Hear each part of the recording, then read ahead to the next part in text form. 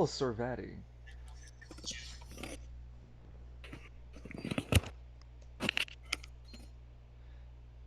And let me get the announcement out. And yeah, we do have to give a little bit of democratical vote.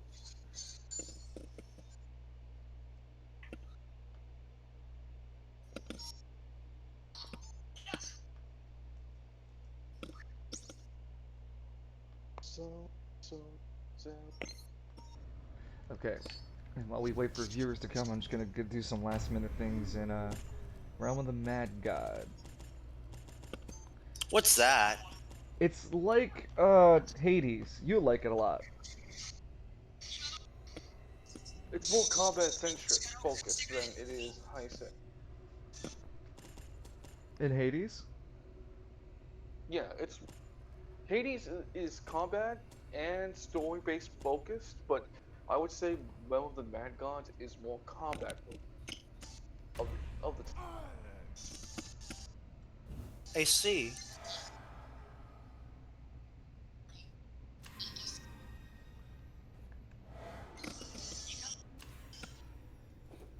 Alright. Goddamn, Evo just got Oh yeah, Evil Online. Evo. Okay. I am ready.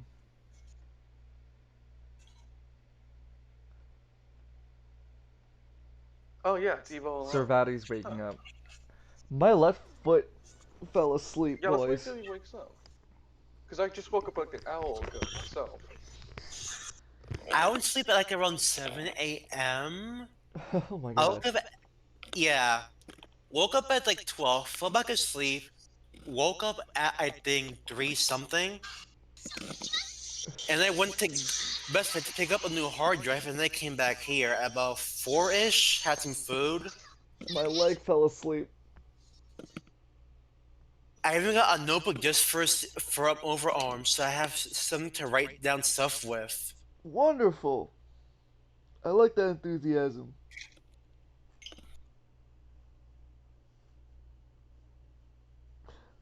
I wish I could say more, but my leg, she, she's asleep, and it hurts. Oh no. It hurts so much because like it's not just the foot, it's like the whole. Oh, okay, so it's slowly coming back. Oh, so nice. So how do we feel that what's gonna happen with the next this session of overarms? I don't fuck. We don't know shit. You didn't tell us anything. All you just kept telling me was me, Yeah, you. Lance. Lance. I can't wait to see how we'll get all our level 2 abilities revealed.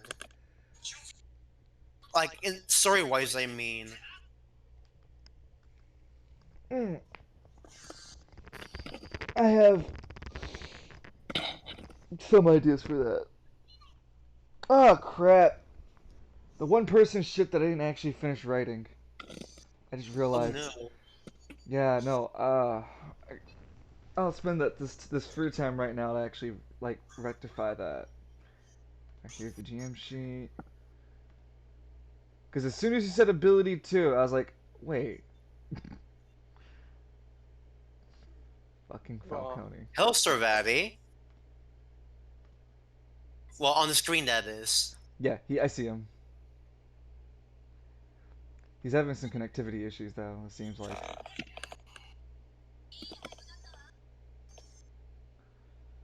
we posted an art and manga discussion. This is a cool picture I found of someone's Dungeons and Dragons. Del Well, Toro Quest. that's a neat drawing. Yeah, the way of the Astral Samurai. Well, the way of the Astral Self Samurai. So he's a monk and a fighter at the same time, which is kind of He, weird because you can't you can multi-class, but you can't become like a monk and a samurai because you need to. Well, you can be a monk, but you can't be using the way of the astral self, and you can't be a samurai at the same time. who drew this? Like, what, can you give us the link? See if I can Find, excuse me, you can find the artist, sure.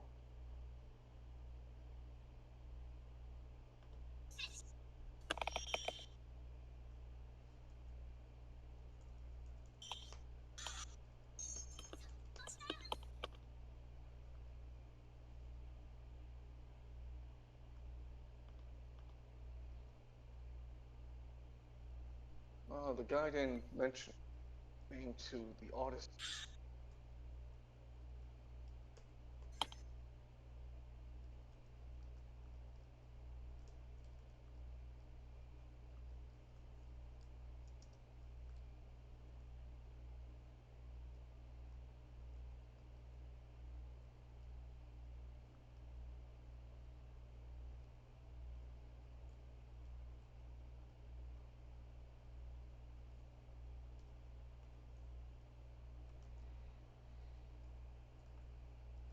Is everyone here?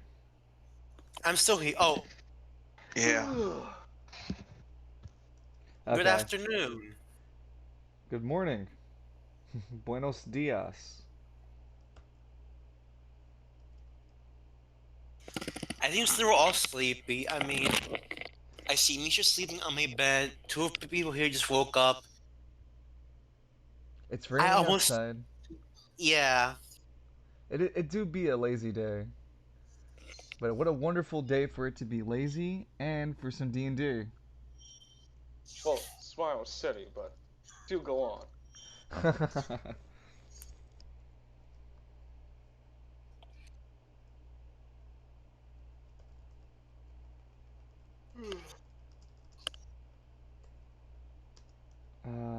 AP. Yeah, for right now, I'm just gonna slap that like sticky glue, and I'll work with it later when it needs to come up. Because I don't think you're gonna be wanting to use any of those just anytime soon, since it's gonna cost so much. Welcome one and all to Overarms Spiral City Chronicles. I'm glad to have everyone here today. I'm gathered by my three players who will be joining me in this wonderful adventure. Let me go grab their character profile so we have artwork to look at whilst I kind of talk about the city and the players and introduce them. And the random Japanese gets played in the background. Hey, Tokyo Mirage Project was underrated. It deserves a lot more credit than it does do because, come on, it's a great gas game.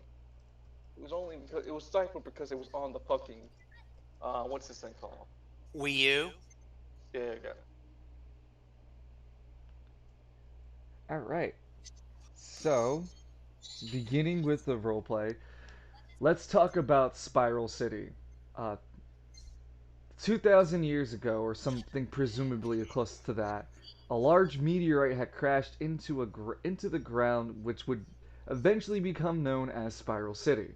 And this giant crater of a ground that was created by this meteorite, some 500 years after the crash of the meteorite, a wealthy entrepreneur decided to create a viable living situation within the area. And slowly but surely, he erected a marvelous mansion, and created an estate that no others could rival. And slowly from here began Spiral City's noble beginnings. And that As man was called Charles Xavier. Da-na-na. well, let me get through the intro without any interruptions. I do appreciate the chime-ins though. Uh, when once this wealthy entrepreneur had finished began his like roots in creating Spiral City, his ancestors would continue the construction of this marvelous city until it became the modern day one we see. Now I'll remove everyone's profile right now to be really dramatic. The one we see today. The meteorite had crashed the spiral, the centerfold, and where this wealthy entrepreneur began his empire and estate, and it grew out towards lower spiral, upper spiral, then the Hammer District, Gridiron, Travail, Market District, and Caribia. all became part of Spiral City. You might be wondering to yourselves, well, what's with West and East Bay? Well, no one talks about those places. Not if you're from Spiral City. It's kind of like the Bronx. You just look away from it. You don't Ouch. you don't want to go there or be around there, as usually it's associated with people who are too poor or hyper aggressive because they're poor. But anyway, our story is more focused on Spiral City because that's the chronicles of it. Here in Spiral City, at the modern day, it takes place in the year of 2000XX. I know, creative. It feels like the early 2005s, where smartphones are kind of coming into the playing field, but technology isn't that advanced just yet. There are conventional firearms like pistols, shotguns, machine guns.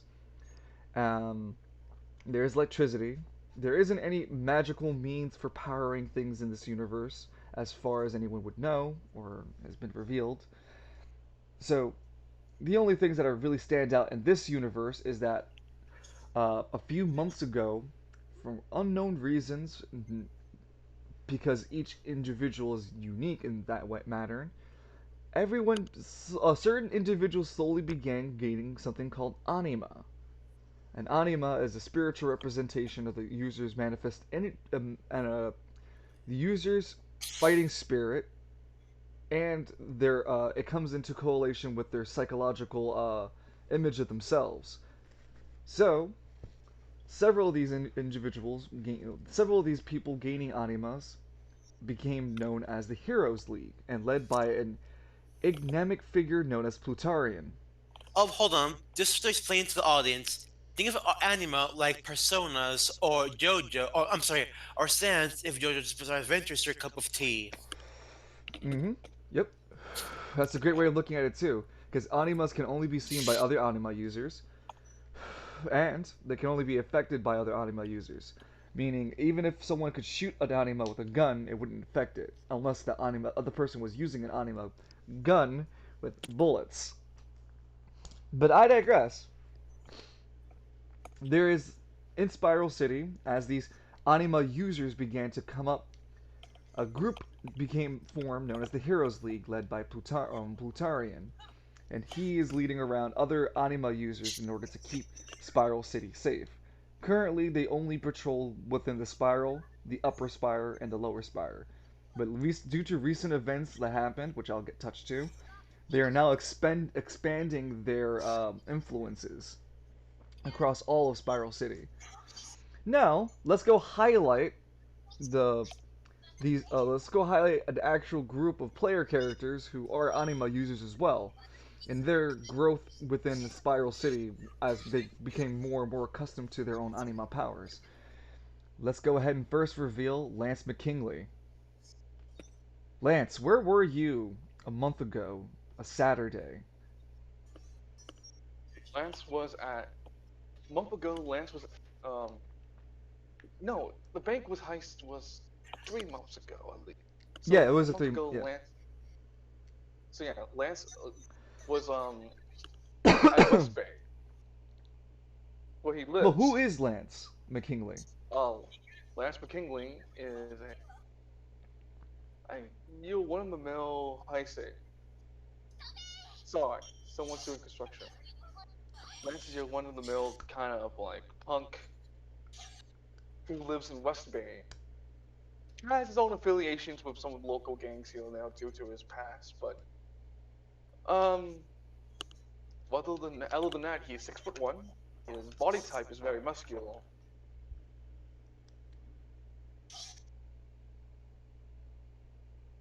One of his virtues is that he defends his closest friends and family, but his vice is that he just uses violence force. He doesn't consider the more diplomatic option if violence is on the table. Okay. So Lance, you walked into the Gambino Bank 3 months ago.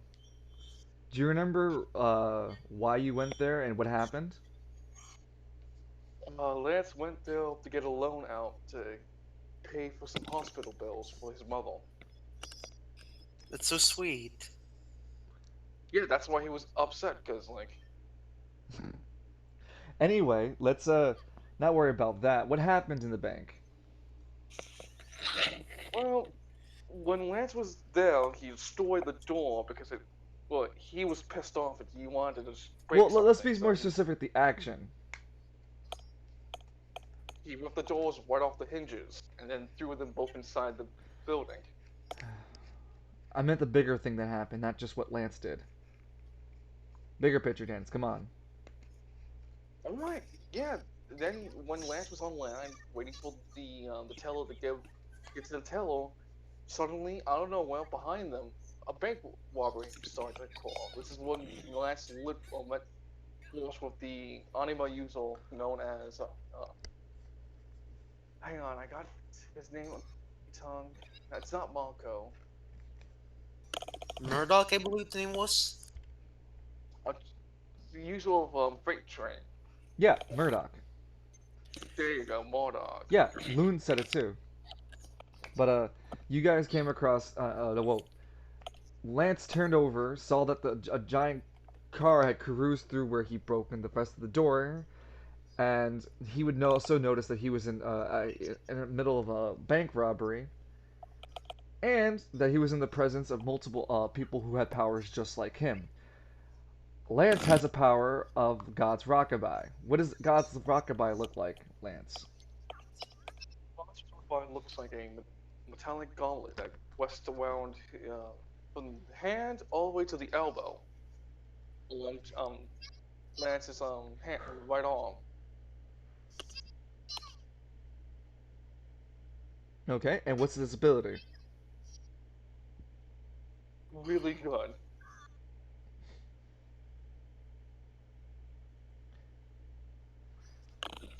Do you want to describe it? How am I supposed to describe it?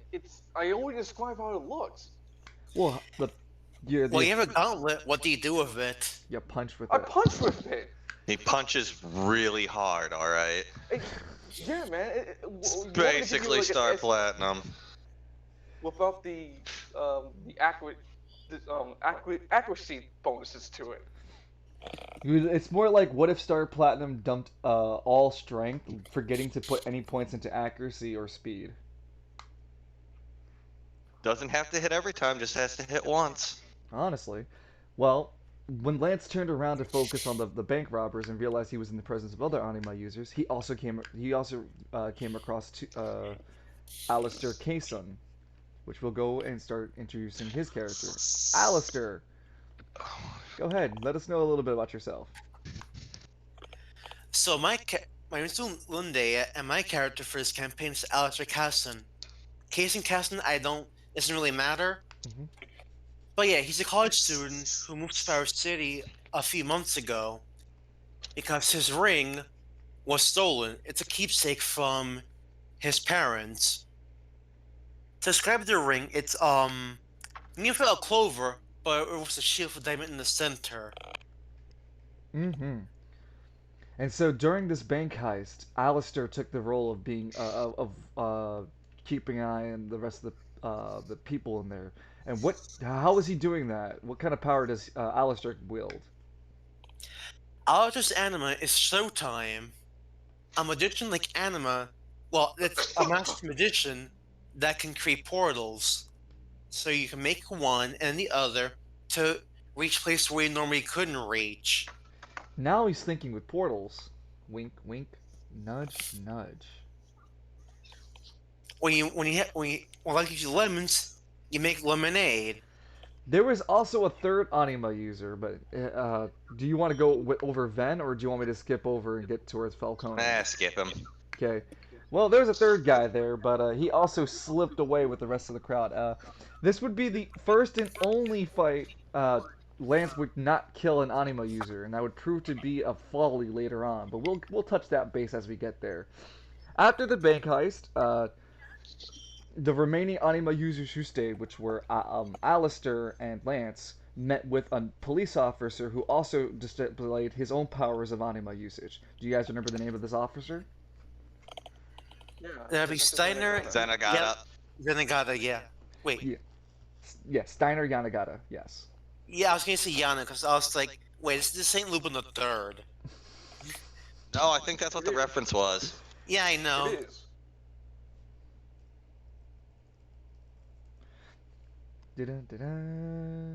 I'm sorry, I just Stale bread, cheap wine, ugly women. No wonder they lost the war. haha.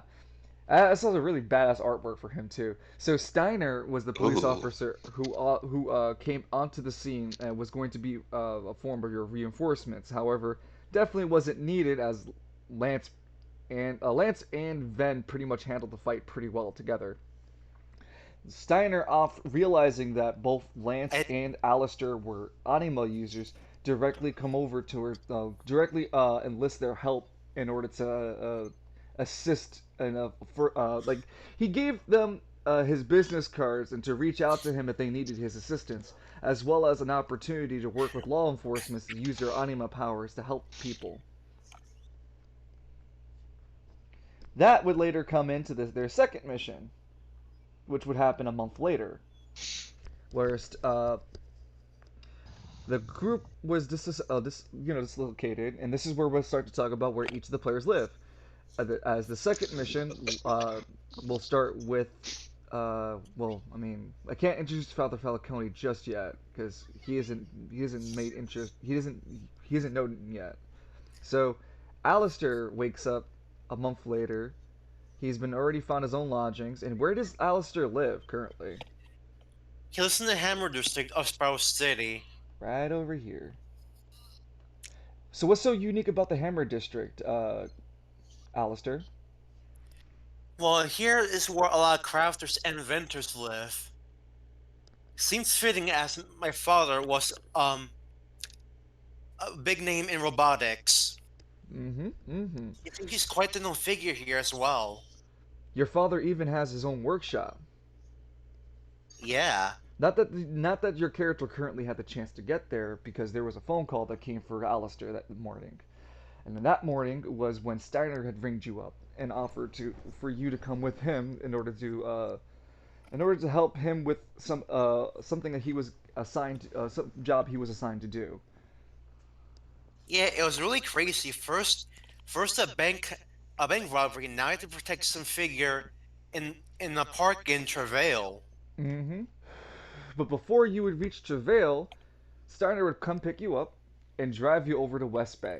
And why was he going to West Bay, you may wonder, audience? Well, that's because that's where Lance lives. Lance, describe your humble house, I suppose.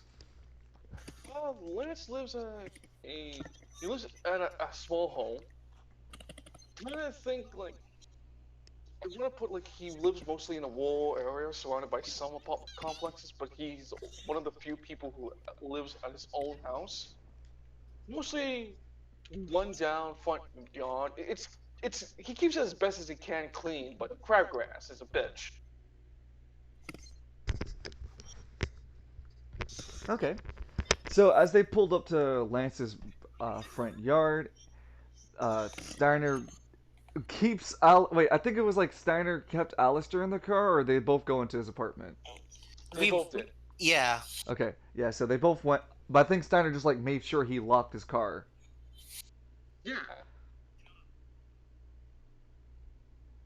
And after that, Steiner got Lance, recruited Lance into the same mission, and drove everyone to Travail, to but which. not before he tried to haggle Zen Ovian Nagata.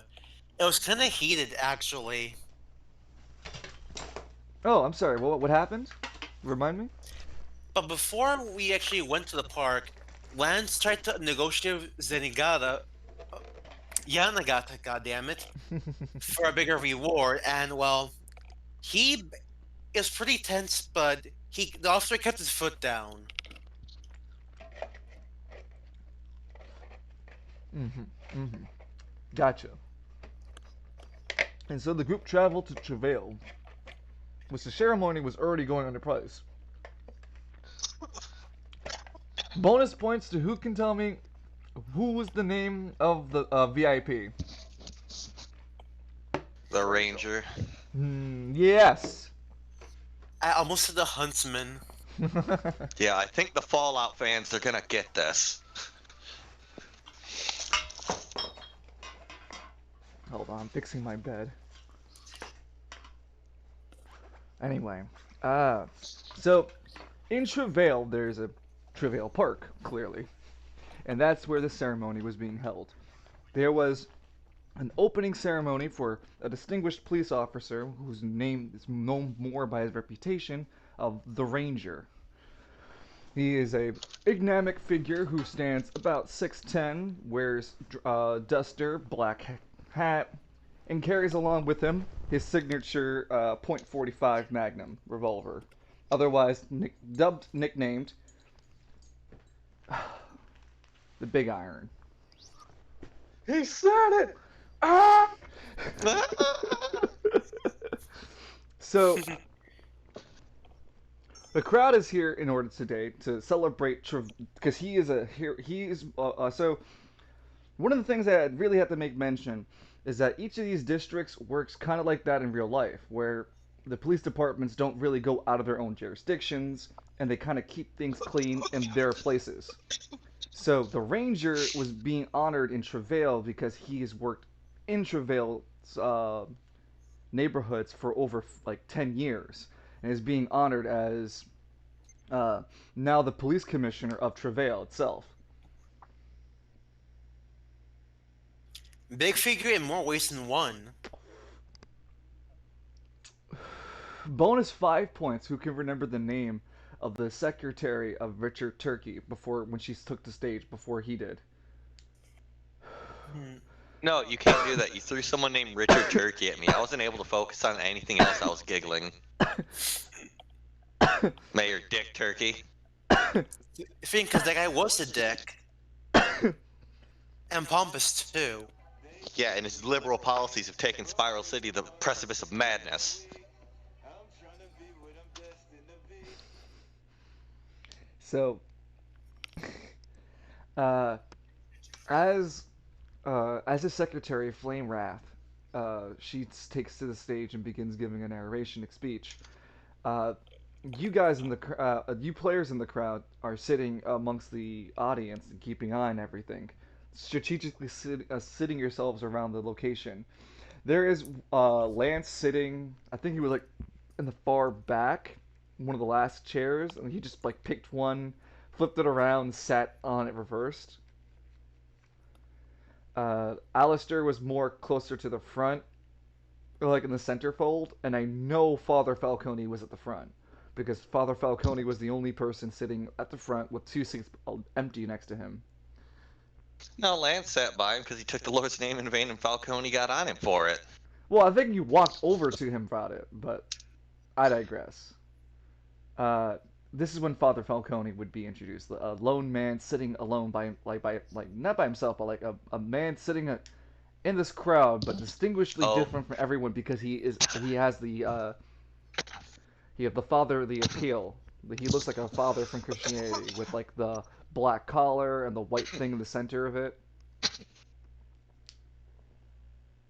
And yeah, go ahead, introduce yourself, Father Falcone. Oh, just a servant of the Lord in his mid-30s. And Falcone's never alone.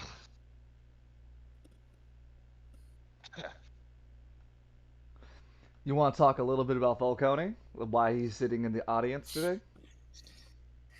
No, he was just watching his friend, the Ranger, get his promotion ceremony.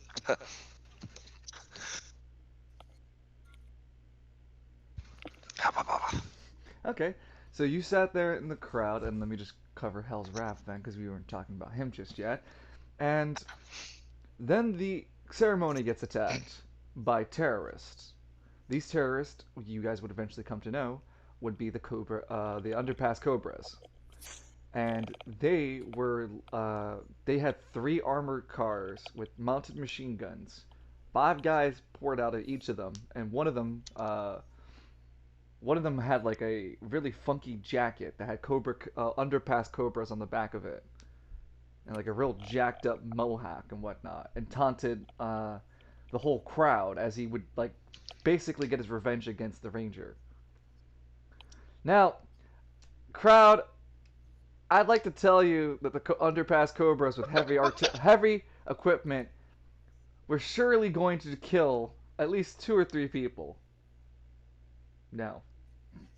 Lance would go off to go murder the leader in like one-on-one combat, The ranger would go destroy, but wouldn't kill any of the any of the people inside the car. But he'd destroy a fucking car by himself. And Alistair helped. Mm-hmm. Then there was the final van, which is my favorite van because this is when we also get to introduce Hell's Wrath. Father Falcone, there's something special about you. Could you tell us that little special thing about you? Well, on each special in the eyes of the Lord, my son, you'll have to be a bit more specific. The rhyme. Oh, yeah. Say the rhyme, turn into 10-foot hell beast. And what's the name of your 10-foot hell beast? Hell's Wrath. And you want to give us a little bit of like descriptors about how it looks, and then maybe the rhyme itself. Oh, about 10-foot tall, goat legs. Very. Oh, what's the word I'm looking for? Traditional Christian satanic. Wonderful. Like if you type in Satan into the Googles, he'll be in the first few pages. I don't know about Bing though. I can't speak for Bing. Huh. Ironic, given that he's a father. Guffaw. So, what's the rhyme? Horns upon my head, crimson eyes of dread, gaze upon your demise, wrath of hell arise. And as Father Falcone spoke these words, it was the first time Alistair and Lance saw a 10-foot hell demon, and that includes the crowd around them as everyone proceeded to literally shit themselves and run in multiple directions. At first, fearing the gunfire, but now totally fearing the goddamn hell beast that suddenly spawned within the crowd of people, because no one noticed it was Father Falcone who transformed.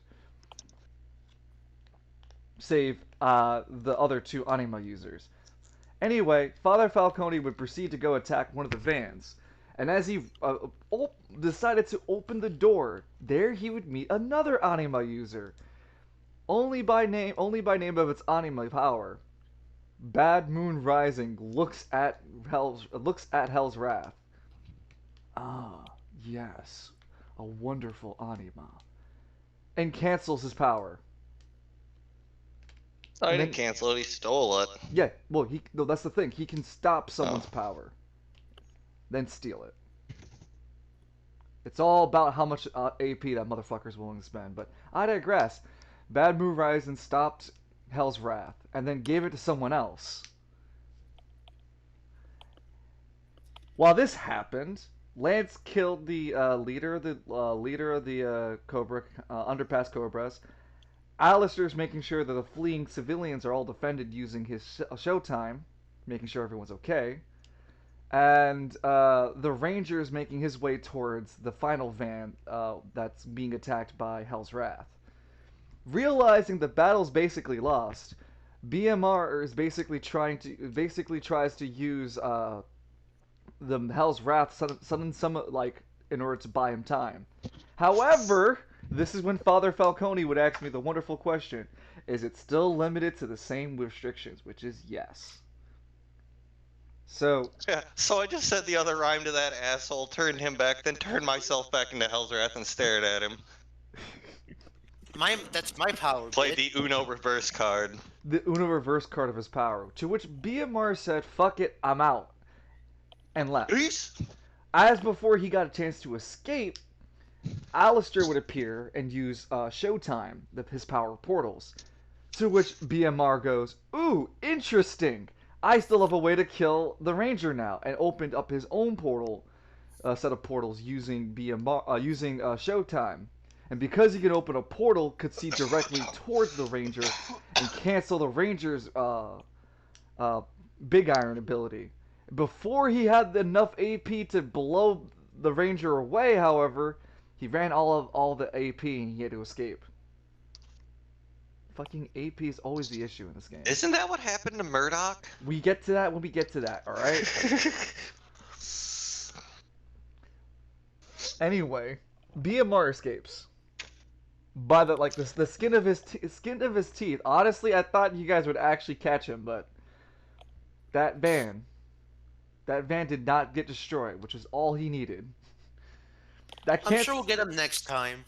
I can't say it was the same for the third van, because Hell's Wrath would get some retribution and ram it into the cornerstone before it drove off into the street.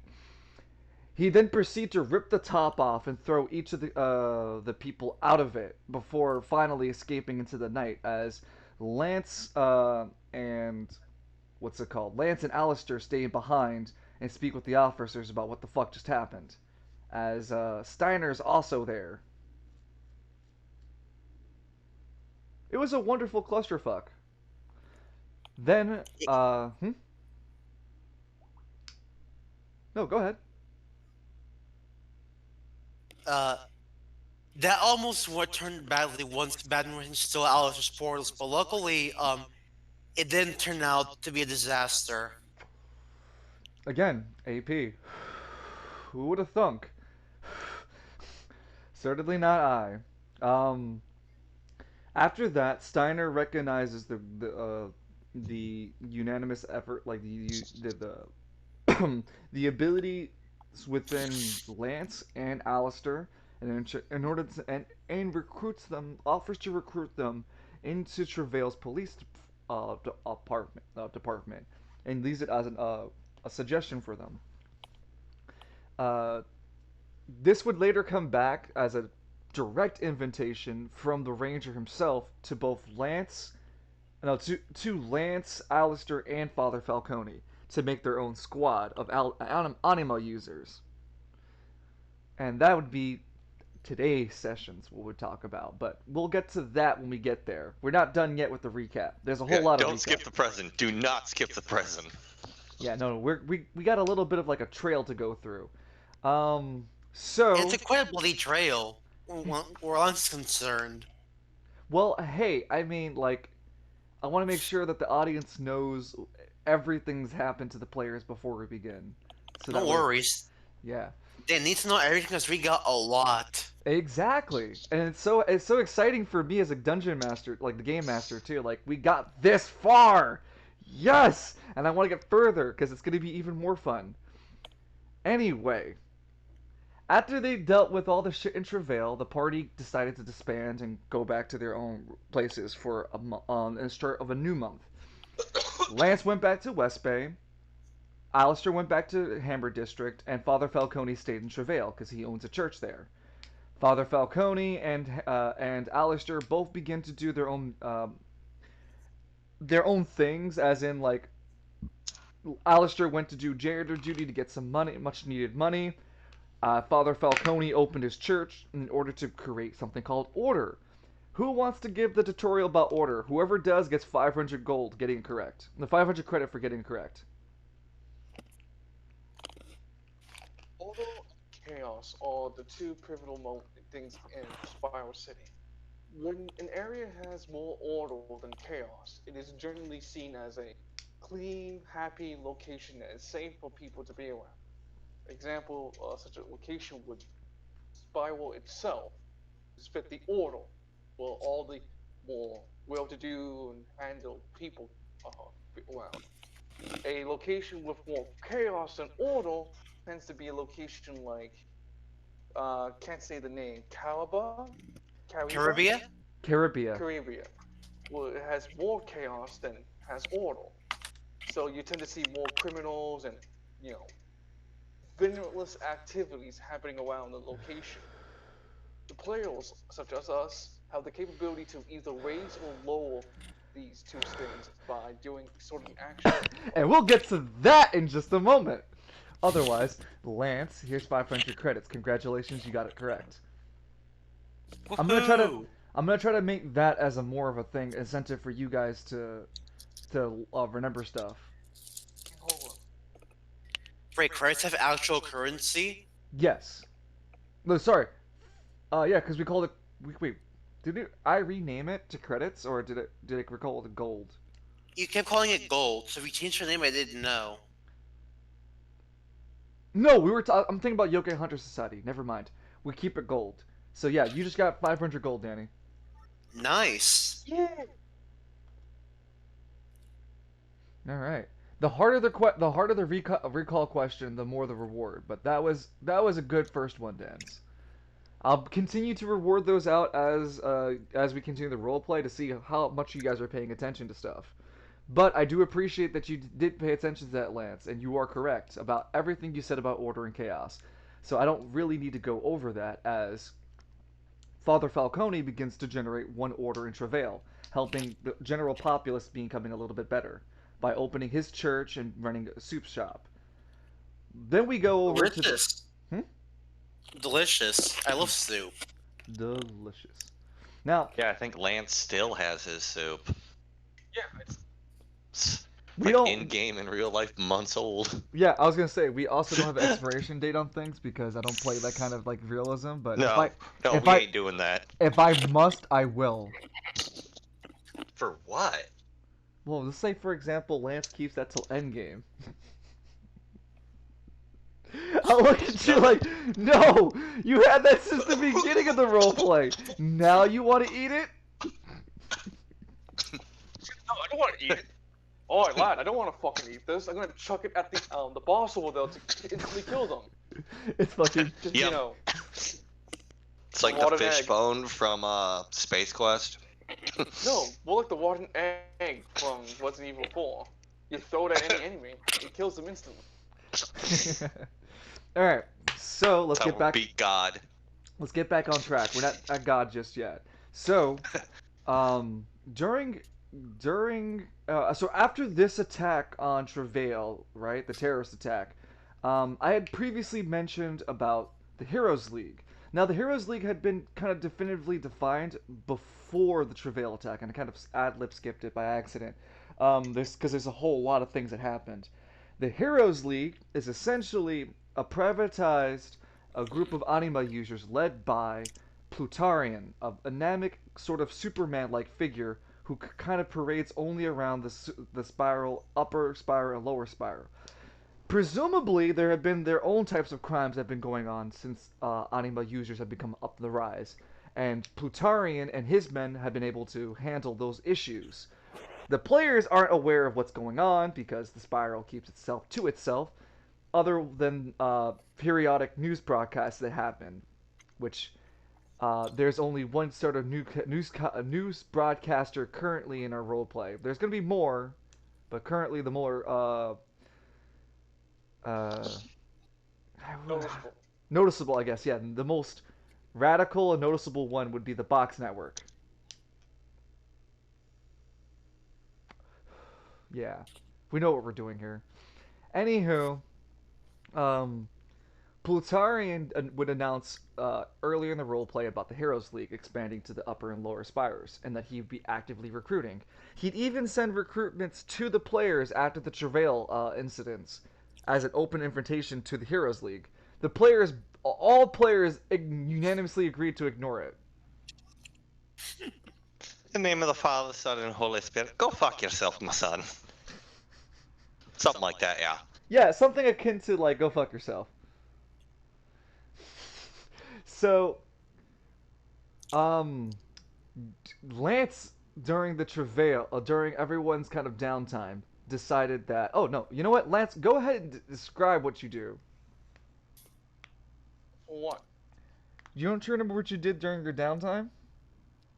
Oh, well, Murdered? Lance went to Voldemort Falcone's to get him some aid to help him take back the West Bay's mayor's office from the current ruling gang.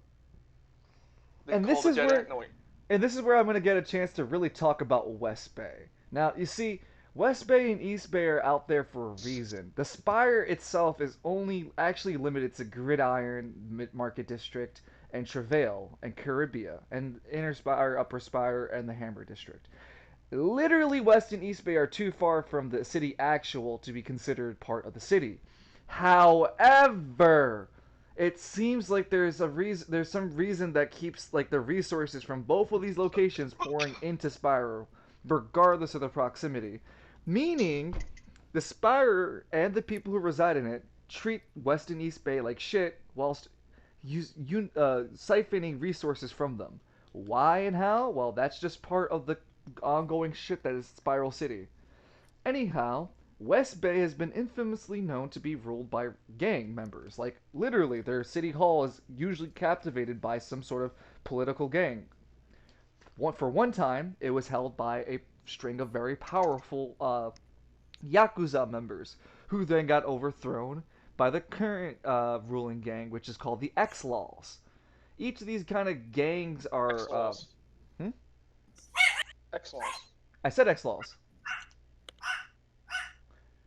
So yeah, these kind of gangs kind of rule pseudo over West Bay, and yeah, West Bay itself is like a hive of literal gangs that could be thought of West and East Bay. It's just really run down poor people trying to make a living for themselves, coming together in small groups of small gangs, either vying for power over small blocks, distribution of certain goods, production of certain goods, or just becoming hitmen on the streets. It is very lawless out there. So lawless, in fact, that, like Lance described, he went to go get Father Falcone at Travail to help him overthrow the gangs and overthrow the X-Law gang in West Bay. Now, the X-Law gangs are these very authoritarian. Authoritarian. Thank you, my friend. Authoritarian gang who have a very skewed sense of law. Like, you can't jaywalk, otherwise they'll break your kneecap. They take their laws very, very, very extremely. Like Arbites. Just like Arbites. Attention, Imperial citizen! Yeah, but not the Imperial citizen. They run around using these stun baton swords, or weapons decorated with electrical ends to paralyze people for after they beat them with them. Damn. Yeah, it's not uncommon for an X-Law to go descend upon a civilian unprovoked, unnecessarily for no other reason than to instill fear into the populace of West Bay and put them into near critical conditions, or even just outright kill them from their injuries. They aren't nice people. So Lance parties up with Father Falcone, and they attack City Hall. Ironically, this would be weeks before the actual City Hall, Capitol Hall would get raided. And the funny fucking thing is, the Capitol Hall at West Bay was more defended than our U.S. Capitol Hall. Sad state of affairs. Also, bingo check mark off that political part. We hit political part. Anywho, Lance and Father Falcone's attack fails, but not before Lance grievously wounds the X-Laws by killing 2 members and a few other security guards before fleeing with Father Falcone. And Father Falcone, and Didn't I roast some woman you had a big story for you worked on in her first or second turn? She just got like critted and dead. Yeah. Hell's Fire, wasn't it? Yeah. Yeah. Don't fall away, no face, and everyone's like, "Oh, shit!" And then I killed this guy. I think that's when I learned to start multicasting it in a turn. Not multicasting, I would say like a recast. This is I'm my like 3 or 4 story. AP into it. While this is all happening, mind you, Alistair is just being a janitor and cleaning stuff. Alistair Hey, being that's an a good exciting boy. job too. No, but they escape. There was another dead ender. This is for 500 gold. Danny, who is the name of the dead ender? Roadkill, because that's what happens from the end of this whole thing. No, the dead ender. No, he survived. I remember who he's talking about. Yeah, the dead He's the ender one, What? drove off I and had to helped kind you. of muscle into it because he knew who I was. He had a mechanical right arm. He was a dead ender Oh, that himself. guy. What's his name for 500 gold? Yeah, I Bionic can't Commando remember. dude. Maurice I can't remember. Fayweather. Oh! Yeah, Marie. Oh, that's the I thought second you were M talking name. I thought you was talking about X. You know the third X one's gonna guy be? I was fighting. Motherfucker, if you don't What? stop. I look for patterns. It's a thing I do. It's okay. I swear it's coincidental. I just use name generators, but I digress. Well, you did. Hmm? You didn't name him Maurice. I named him. Fair enough. I give him. Oh fair- yeah, two different people. Any case, I don't know if that's a twin thing. you guys drove off. Definitely road killed that poor. Definitely road killed. I know his name. Hold on. Shit, because you killed him. Arthur Penworth. Yeah, you killed Arthur. Rolls killed him. He did. So He you tell me did! your brother was being Wait, isn't that the dude his that brother was being a shithead. Lance stole his shoes? Yep. Yeah. More like Dead Dwarf. Oh, yeah, we also forgot a big part of that. Before the whole thing had happened, Lance had interrupted the Exiles from raiding someone's house. They apparently were looking for something. Lance beat them out of it, beat Arthur out of it, and got... What was it, Lance? The obsidian shard. Yep. And when you touched it, you could feel the power. You could feel some sort of dark, innate power within it, like a voidless energy. It's similar to that of the AP, the anima power that you have, and it resonates within you. And so Lance then used it and created a black hole when he was doing the capital fight. Now, originally it dealt damage to him and almost killed him. But we have retconned the rule a bit where the orb should have uploaded the patch. Yeah, the orb should not have hurt him, but everyone else still around the area, and definitely not far enough where it would have not have hurt Father Falcone. It would have definitely torn up Father Falcone. That assault on the building gave us a lot of in and out of game lessons. Yeah, which was great. That's what the test phasing is for. Mm-hmm.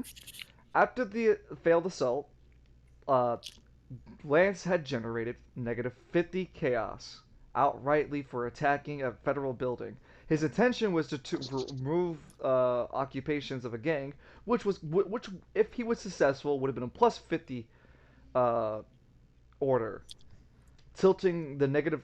I think it was like -20 order chaos it was already in, or -30 chaos it was already in, and then immediately dipping it straight into chaos, causing a chaos event.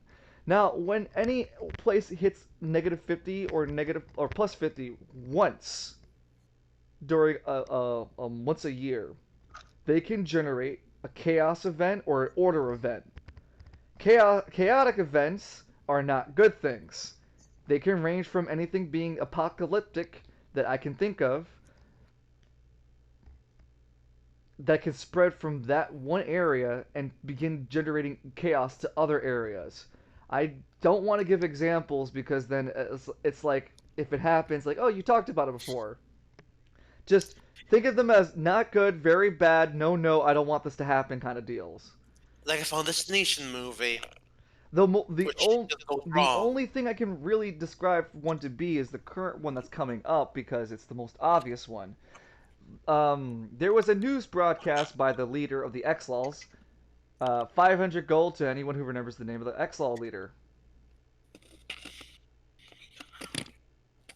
Only once. What's the question again? The name of the X-Law leader. Law's leader. X-Law. Oh, I don't think I was there for that section, so never mind me. It was sent as a message on the Discord. Oh shit, you have to read the TTRPG, Loon. There's a lot of lore that we throw around in there. You actually didn't see it. No, there was a video broadcast by the leader of the X-Laws, known as Argus. Argus basically said, yo, we're not going to sit down and be quiet about what Lance McKinley just did to us. Lance McKinley, the Anima user who attacked us at West Bay, killed multiple members, including the daughter. I think it was like no. I forgot what it was. I wrote. I'll double check, but essentially you killed members and made the XL shit list, and they made it a public annunciation that they are hunting you, Lance McKinley.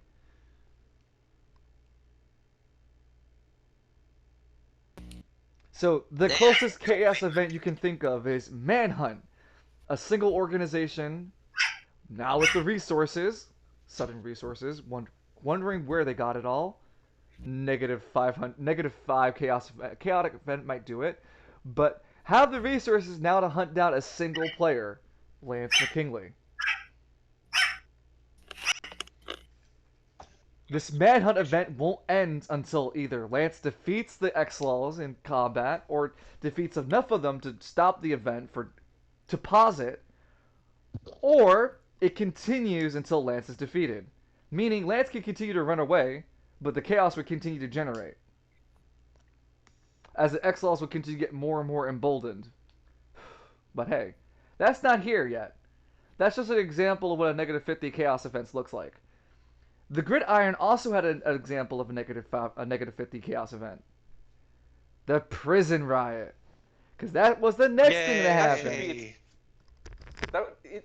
Wouldn't that be its own unique chaos event? Because it's the only prison in Spiral City. Is it? It's one of the only prisons. I figured. That's tall. I figured the East or West Bay would have one. As You'd towards think, the but- player's knowledge, it's Gridiron has the only working prison facility. Exactly. Besides, you assume there'll be a prison in West and East Bay, but those are more like revolving doors. Yeah, we're considering something that can actually keep people in it. Not Arkham. Oh, okay. So anyway, Well, go ahead. I was gonna say the Arkham Resort and Spa is a wonderful place. So, during the last week of our last roleplay session, the players had come encounter with the news that the Gridiron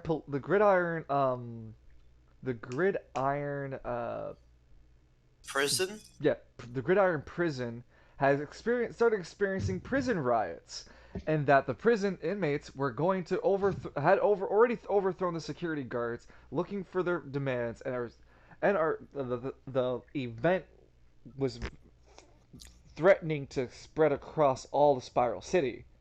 Now, how successful that would have been is all dependent on the security forces laid out in each of the districts. The players had their opportunity, a very small window, I mind you, to go either to continue what they were doing, which was Lance licking his wounds after fighting City Hall, Father Falcone doing the same, and Alistair, who had just finished going through his father's research laboratory, realizing that he needs to find the missing ring in order to access a secret spot in the laboratory that only he could access with the ring. It's quite an elaborate door. With a unicorn and clover motifs. Who's the diamond sword for extra sparkly factor? When all the players heard of the news, they quickly assembled into whatever they could and made their way towards Gridiron. Alistair, being the good boy, took the metro. Lance, being the chaotic neutral boy, hijacked the bus, and we'll talk about what happened to that bus shortly after. And then... No, also, Lance took it all the way to the place, then hijacked it. You gotta be... Okay. Waited, then robbed. Got it. And then Father Falcone... Yeah, those are distinct... This There's is a a distinct distinct difference, yes. And Father Falcone drove shotgun with... Who was it again? Brother Timothy. Yeah, Brother Timothy, who got there faster than everyone. From the furthest distance. Yeah. Despite Lance also being the closest to it. Oh, that was so good. Father Timothy is good with is one with the Truly he is blessed by the Lord and ways of the automobile. Indeed. Don't open the trunk. So, upon Why is arriving it there? So upon arriving to the prison, the players, so Father Falcone sees that the Gridiron Police Department are holding off what seems to be the front of the prison and trying to keep the prisoners from escaping. Shortly before Father Falcone gets a chance to do any real work or help with anything, Alistair appears onto the scene. And then, Lance, with a bus, through the front of the prison. Through the open, unlocked doors of the prison.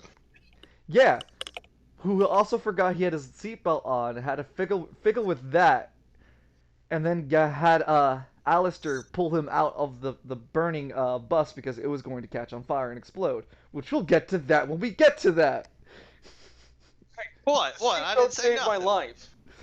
So, Alistair and Father Falcone. No, sorry, not Alistair. Lance and Father Falcone begin to start swinging, and every time they swing, they kill somebody because one of the rules that we've finally established is that animas deal double damage to non-anima users simply on the virtue you can't see what's happening. Ergo, you're not gonna see a 10-ton fucking hell beast's claw go through your face. But I mean, you can see Or Father. comprehend what happened. Huh? Or comprehend what happened. Exactly. Hey, It's what's like, going on, why did that Apple? dude just explode? So Lance is the first one to charge through the prison because, of course, and Lance goes into the deeper parts of the prison looking around. Alistair chases after because Alistair needs to keep no someone needs to keep an eye on Lance.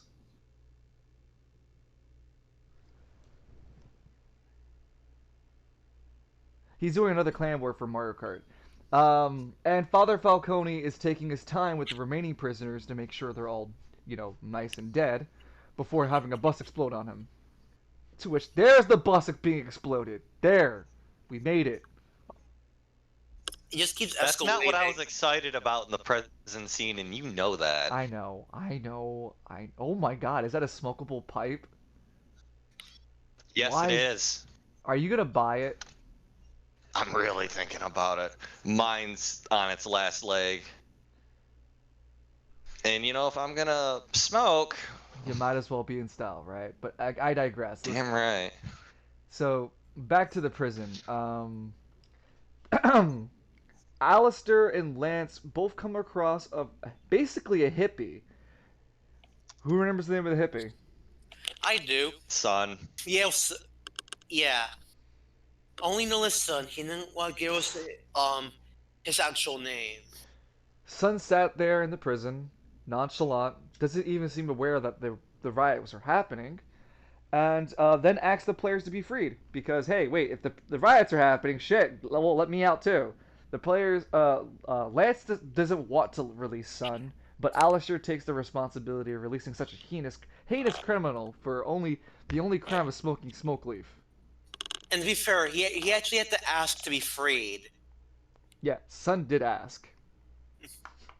In any case, Sun joins the party temporarily and joins the team running down the prison, getting to the cafeteria where the actual threat is lying. Now, this is where I ask all the players, including Sun, to make a agility check. None of them, unfortunately, pass. We'll talk about what that meant later. But the players go unbeknownst and unknowingly into the corridor of this cafe, hoping to come around and sneak around to the backside to where the bad guys are currently holding the security guards. Now, before we get any further, Sun is an anima user and has the power to, unironically, summon the power of a small sun into his hand. He can use it to heal or throw it like a grenade and cause a small explosion that contemporary blind people. Now, previously, the duo, everyone was using each other's powers and jumping off one another. When they walk down this corridor, however, the party began walking down an infinite loophole corridor. Sun, realizing what's happening, decided to sit down instead and wait for the party to realize. It's kind of like the Fade of Black moment because it was the to be continued, and then we continue the fight. And when we recontinue the fight, Lance, being frustrated at the situation, decides to punch a wall. Then Lance, Alistair, Sun, Father Falcone, the viewers who were watching that day, the players who were playing that day, and myself all heard me go, "You triggered my trap card!"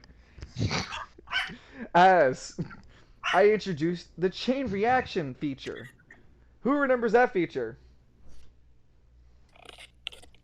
Isn't that where things happen one after another due to certain anima effects? Mm-hmm. Each player has gained the ability to use one reaction outside of their own turn, only once per round. This can cause a chain. Now, a chain can activate any time a single action is taken, meaning that any time some action is taken, one of you guys, so long as you're either within range or the target of that attack, can take a reaction. Now, does that mean you can dodge with it? No. Does that mean you can suck up a damage attack? No. It means you can use your anima power in order to do something to either negate some of the damage or dish damage back or try to cancel the ability of the attack. Think how they do the fights in JoJo's Bizarre Adventure Part 4, Diamonds Are Unbreakable, where Josuke is like, I'm gonna cut my hand. No, I'm gonna cut Yoshikage Kira with glass and then fire it back at him with blood. That kind of horse shit. Or where Josuke broke down a car and then used crazy motorcycle, then used Crazy Diamond to fix it. Something like that. You see what I'm trying to do here? Didn't he refill the gas tank too, like that? Josuke's broken, but we don't talk Yeah, about that. we busted. He wasn't busted. He's just utilizing the best powers of it that his style can do. Anyway, reaction became a thing, and so when Lance threw the attack after the wall, because it's an attack, I triggered a reaction from an unseen anima user that then made the wall, a 5 foot by 5 foot wall, submerge into the ground. Lance flew his fist into the air, hitting nothing. Murdoch then used his reaction and grabbed Lance and pulled him over the other side of the hallway into a group of his men and began beating the crap out of him with his boys. But before Lance could get his ass whooped promptly, the player's turn activated. Alistair went first, opened a portal into the cafeteria before having the door close promptly, before having the wall reclose because the unknown anima user reacted again. However, because Alistair had already thrown a portal, there was a way to get between the whole fight. And it became this whole wonderful fight of like dancing between this one wall and Alistair's portals. Now, almost, what's it called? After Lance had jumped through the portal, so did what's it called? Murdoch in pursuing Lance. And then then Murdoch almost killed Sun by punching him down the hallway using all of Freight Train's ability 2 power, which still wasn't discussed what it is, but sure enough, nearly fucking killed Sun if he was an anima user. Alistair and Lance both tag team and fight Murdoch, whilst Father Falcone had walked through the portal of the cafeteria and began reenacting the equivalent of the eclipse scene from Berserk on the poor prisoners because none of the prisoners stood a chance. They were all armed, but they all couldn't take down a 10-foot hell demon walking up towards them. And they systematically either got killed by Father Falcone or killed themselves until there was one remaining who defied wanting to die and fought Father Falcone, but Father Falcone wouldn't kill him. Instead, let him live. Now, what will happen? Oh man, go grind, go grind. Now, before the fight had concluded with Murdoch, he ran out of AP. So, the unseen anima user used his power and basically pulled Murdoch out of the fight by disappearing the floor underneath him. The only And they were known as VR? Yep, VR. The players had successfully, by murdering all the rioting prisoners, quelled the prison riots. Now Spiral City has a way less criminal convict rate, way more prison space, and for some reason, some of the cameras don't work in the cafeteria anymore. The Mortician's also making a killing right now. Yeah. Oh, that was a pun too. So, with that final fight, the characters had reached to their second ability powers, where each character now unlocks a second part to their anima. It is during the week before our actual roleplay begins that there's a small montage of each and every one of you touching base with your powers. Alistair, it is your realization as you're staring in the mirror, deciding a different style for yourself, that Showtime taps your shoulder lightly. You turn to look over, and Showtime slowly opens a green, first struggles, but then opens a green portal instead of a purple, sort of an orange or blue one. What's this, Showtime? Showtime keeps the portal open, and your curiosity pushes your hand through it. And as your hand goes through it, your rest of your body goes through it like a slingshot, and you fly 20 feet forward, like as if you were like as if you had the diving motion. You realize through this experiment of yourself that this portal that you can open now is an accelerator portal. I'll dub it Wonder Warp Speed. Curious, It's Alistair. ludicrous speed. A curious, Undervolp. a curious Alistair picks up a nearby object and chucks it gently through the portal, and a missile speed launches into the wall, blowing the object up and leaving a sizable dent in the wall. Whoa. This portal allows Alistair to create a small 5-foot portal. I mean 10 foot, but a 5-foot portal that any object that goes through it, including person or thing, any object, increases its velocity and essentially allows it to have two different profiles. One, it gains a reroll on its accuracy for hitting things, because it's going so fast, no one really has the time to react unless they are just as fast, or if not faster. Then two is that the whatever damage you deal multiplied by two, because that's the force that multiplier. This goes for bullets. This goes for arrows. This goes for anything that goes through a 5-foot portal opening. And fire. If it could squeeze through it, yes. How big is the portal? 5 feet. Okay. It is not bigger. It's not as big as his other portals, which are 10 feet. Wait, his other portals are 10 feet? I Or thought did we just start that? Huh? I It should would be imagine No, the portals are... big enough for a person to fit through. Is the thing. Exactly. So is 5 feet big Yes. enough? I mean, if the person's like squats down like Mr. X going through a door frame.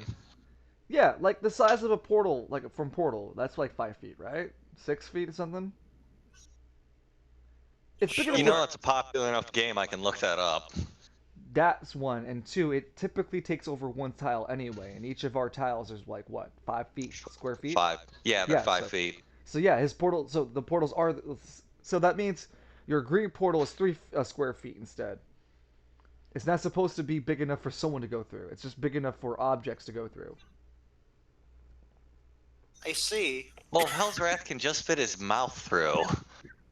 Your mouth is definitely bigger than 3 feet. Great, now you got me questioning body proportions.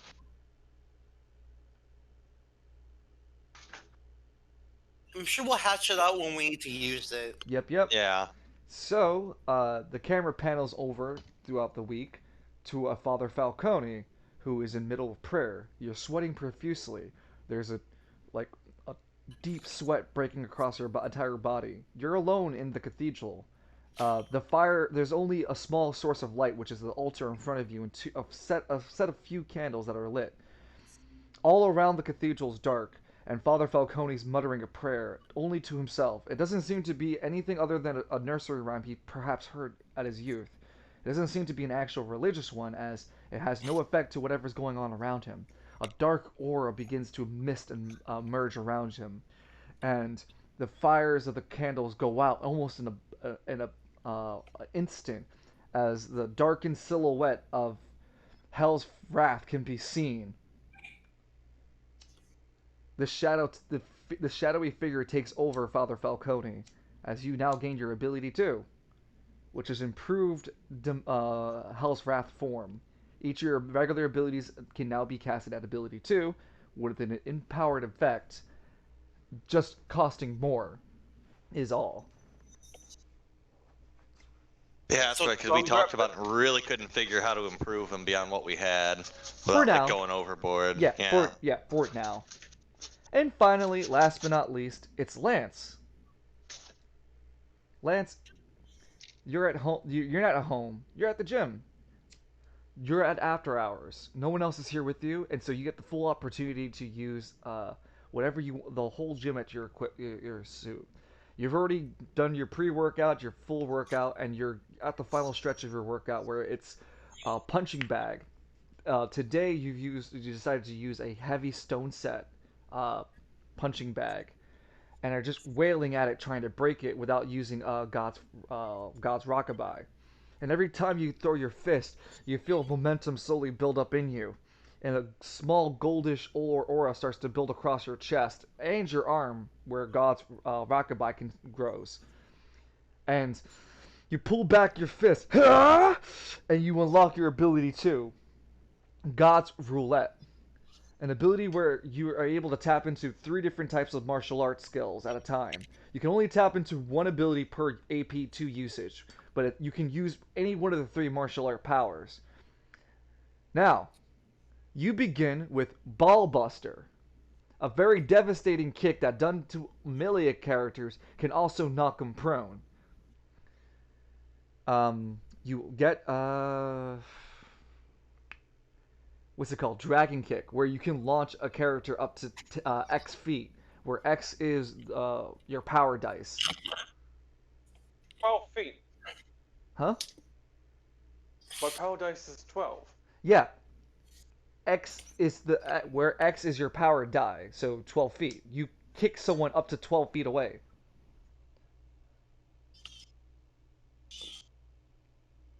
Last but not least, what would you like? I got the phone one and the other one. I was like, can we still do that whole, AoE buff I can do to the group? Strike the pose? No, you had to be taught that. Huh? Oh, okay. How would the,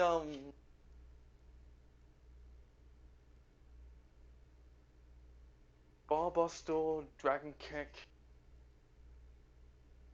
How would, like, fucking, what's this thing called? It's like a headlock. You grab someone from the headlock and you just, like, an RKO. Fine, I can do an RKO. So Lance would perform. Lance wouldn't call it.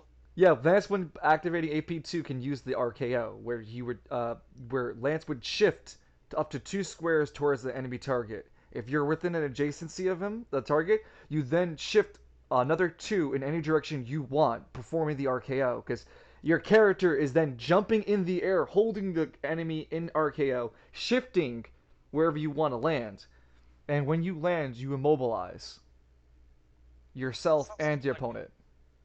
Sounds a bit like Showstopper. Set's fucking ultimate, but not quite. Also, all of these abilities come at dealing half damage.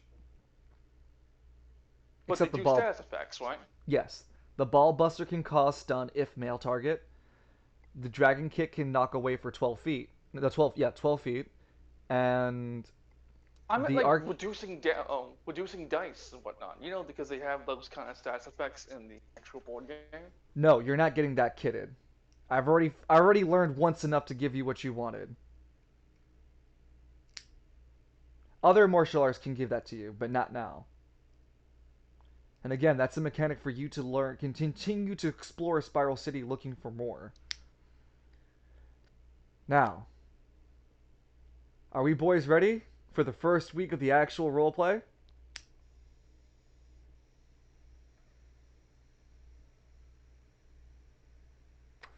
Hope Guys? so.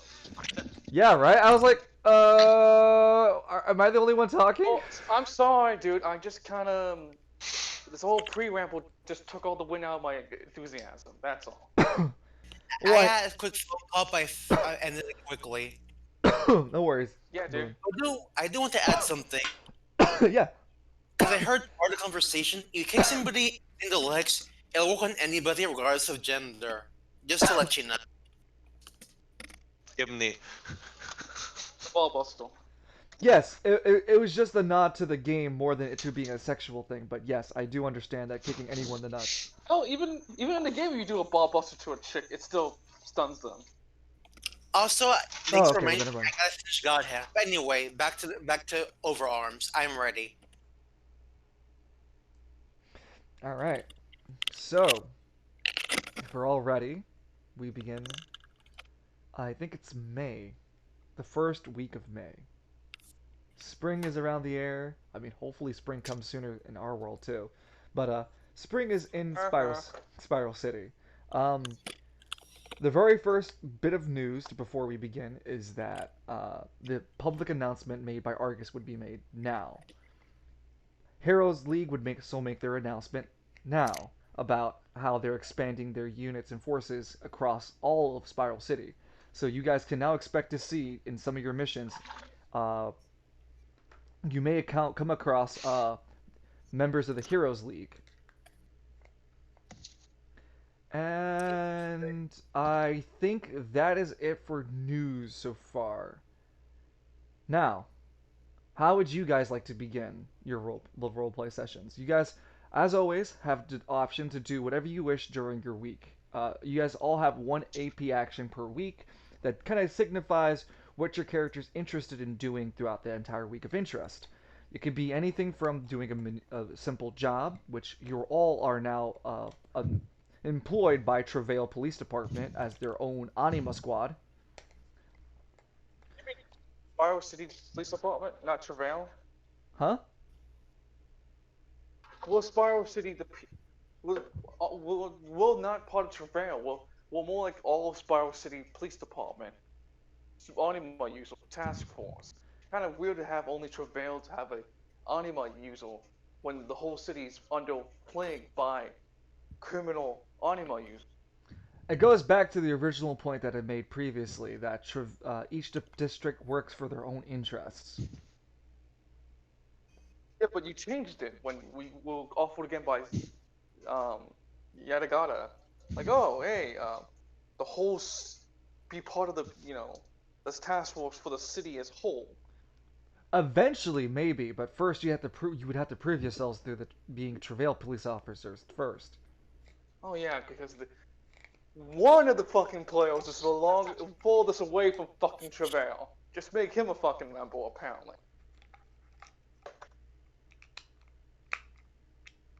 You could say no.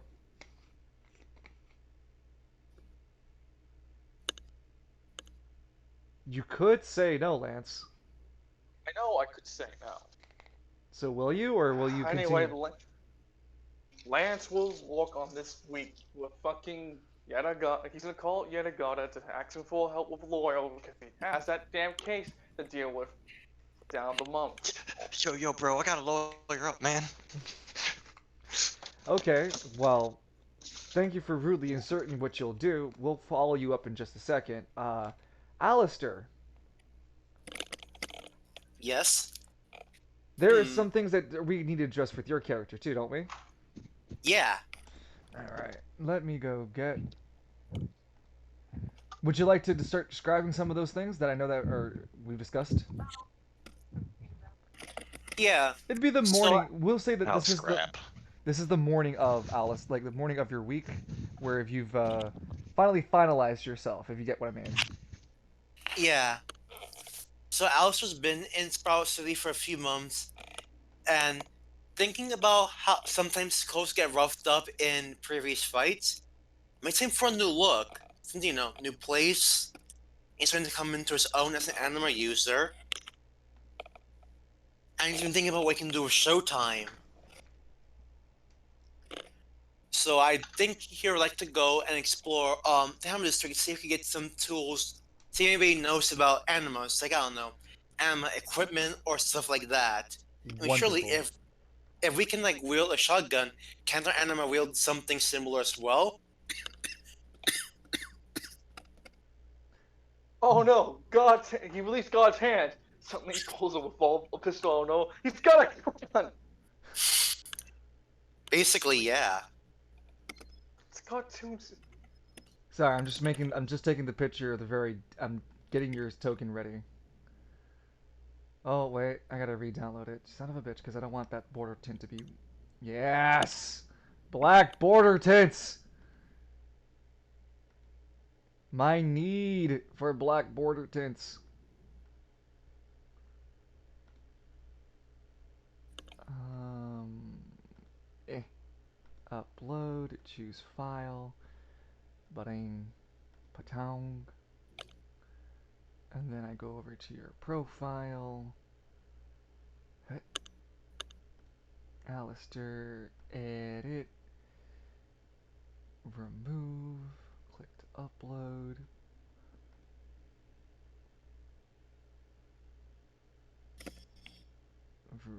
Remove.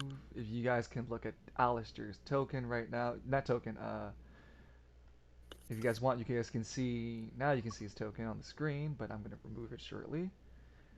Save changes. Ba-ding, ba-dang, and I'm done. So yeah, Alistair has taken his time, as he's been describing, working on his look, changing it, adjusting to being part of Spiral City, and why the fuck is it still the same profile picture? I changed it. There we go. No, you didn't. Yes, I did. It's right there. And there's Alistair. Look at Alistair. Look at a good boy. Ah. It looks kind of like an Attack on Titan counter now. Really? Yeah.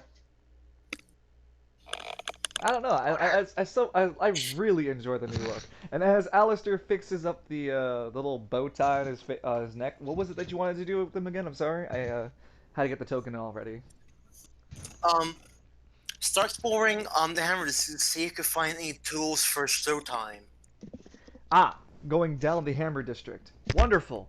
All right. So we returned back towards the Hammer District. Oh, wait, I gotta talk about the nuke a little bit more. Oh, of course. First up, let me just give you the artist tour because I had to me draw this. Just put it in the main chat for the chat to see. Let me send it to you on Discord. Where the F? Here we go. No So worries. that's who drew it. And The Astri outfit. So you may know that Showtime's named after Kamen Rider Wizard's theme song, Life is Showtime. So I figured, why not have Alistair look a bit more like the protagonist of Kamen Rider Wizard? You can see it with the jacket, the coat really, and the reddish pants. And also, if we want to reference magical stuff and Wizard, may also lean into it a little further, but still giving his own unique look. It's wonderful, dude. I really like it. It is a good drawing, to be sure. Yeah. He did the person that I linked to Dungeon. He drew it and I colored it. Oh, nice. You did a good job Yeah. coloring it. Yeah. Thank I thought you. the guy drew and colored it. Yeah, I was gonna say on close side, so I was like, I'll decide the colors myself. But yeah, that's all. Canonically speaking, you don't have that ring just yet, but we'll Yeah. get there. Yeah, so just pretend that ring is invisible. Finally, Father Falcone. What would you like to do this week? Oh, after the events of the mess hall, spend an entire week in deep prayer and religious study. What's your objective in doing that? See if I can learn anything more about Hell's Wrath. Ah, okay, so it's studying, so in a pursuit of studying your own anima. Gotcha. Yeah. Especially after the episode you just experienced with that code sweat. Yeah, a little bit worried. Okay, let's start with Father Falcone then. And so your week progresses that you've decided to stay hermit up inside the church. Many of your regular parish, the regular members would be worried about how reclusive you've become in the current week as... I believe the word you're looking for is parishioner. Yeah, parishioner, thank you. Your average parishioner... I can't believe I knew that. Well, your average parishioner would be concerned for Father Falcone as you become more reclusive this week, spending more of your time trying to figure out the secrets of your anima and where the origins of the set demon comes from. And we can go ahead and make an intelligence check if you would like. Yeah, let me find it here. And I can finally do this for myself. Woo! Upgrade. Check. 3. Unfortunately, oh wow, no, would not possess. Yeah, so I didn't even realize your intelligence at D6. No, you do not possess the intelligence to figure this out just yet. You clearly your studies here, at least because it was a 3 and it was like a half of like an average. You can conclude you need an intelligence of 8 in order to begin comprehending what the fuck's going on here. There'll be artificial ways to increase your intelligence, like performing book study, where it can give you a temporary bonus to your to a stat for a certain amount of time. I'll watch a I'll watch Jeopardy to get a temporary bonus. I will punch you in the throat, but this is persona based, so I mean, I wouldn't be against the idea of even consumables like reading a book consumable. Fallout. Yeah. Yeah, that's what I thought you were getting at originally. Oh no, I meant like reading and Oh, Paul Falcone found a Guns for magazine. You know, Guns and Bullets magazine. yeah, something like that. Yeah, exactly. So, yeah, so you would come to that conclusion. Throughout your week, though, in your reclusion, I'd say Yeah. like Thursday, there'd be a strong set of knocks on your personal study door. Now, there's two problems with this. One, the study door is in the church. Two, the church itself is locked, and no one should be in. But someone is knocking furiously at your door. It's had better be really good circumstances as they are. Walk forward and slowly open that door. And as you do so, as you slowly open the door gets pulled open by a hand of a man, and it reveals two men standing in front of you. One man has jet black hair pulled back. He's carrying a clearly like an overly sized large cross on his back. The other man has fiery red hair and a mohawk. The sides of his head are bald, but he has a mohawk that goes downward. Underneath his shades, you can see jet red eye, like not jet red. You can see like hot red eyes. Both are wearing black suits. Both also have on their right upper chest, the insignia of the Cardinals of the spent cartridge. Shelling. Yeah, well, I wanted to go with spent cartridge because it kind of like rolls with the tongue a little bit more. Cardinals of the spent cartridge. But shelling does make more sense too. Shelling's just alliteration. Yeah. That's my go-to. Yeah, Cardinals of the spent shelling. So, you know this to be members of the Cardinals of the spent shelling, which are part of the gun priests of the organization you are part of, Father Falcone. You do not happen to recognize either of these men. Both of these men happen to appear to be higher-ranking members than you. The man who is holding... Hmm? No, Sorry. go on. I was just gonna say the man holding the door, the redhead mohawk man, keeps the door like kind of like slunk wide open as the man on the right kind of stares you down. Then you can go and then let me go ahead. What would your response be? His expression goes from one to neutral to annoyed. And what can I do for you two gentlemen? The man on the left with the fiery mohawk speaks. You know, you're a real pain in the ass. That's what the problem you are, kid. You see, you old people think just because you got all the skill and finesse. I'm simultaneously a kid and an old person. Well, yeah, I mean, he stops for a second, realizing the error of his words before the man on the right holds his face in a facepalm. Look. Falcone. Vincent Falcone, right? I prefer father, but please keep going as you've invaded my house, disturbed my studies. He And I picks swear to up... God, if you gave Brother Timothy another concussion, do you know how expensive that is?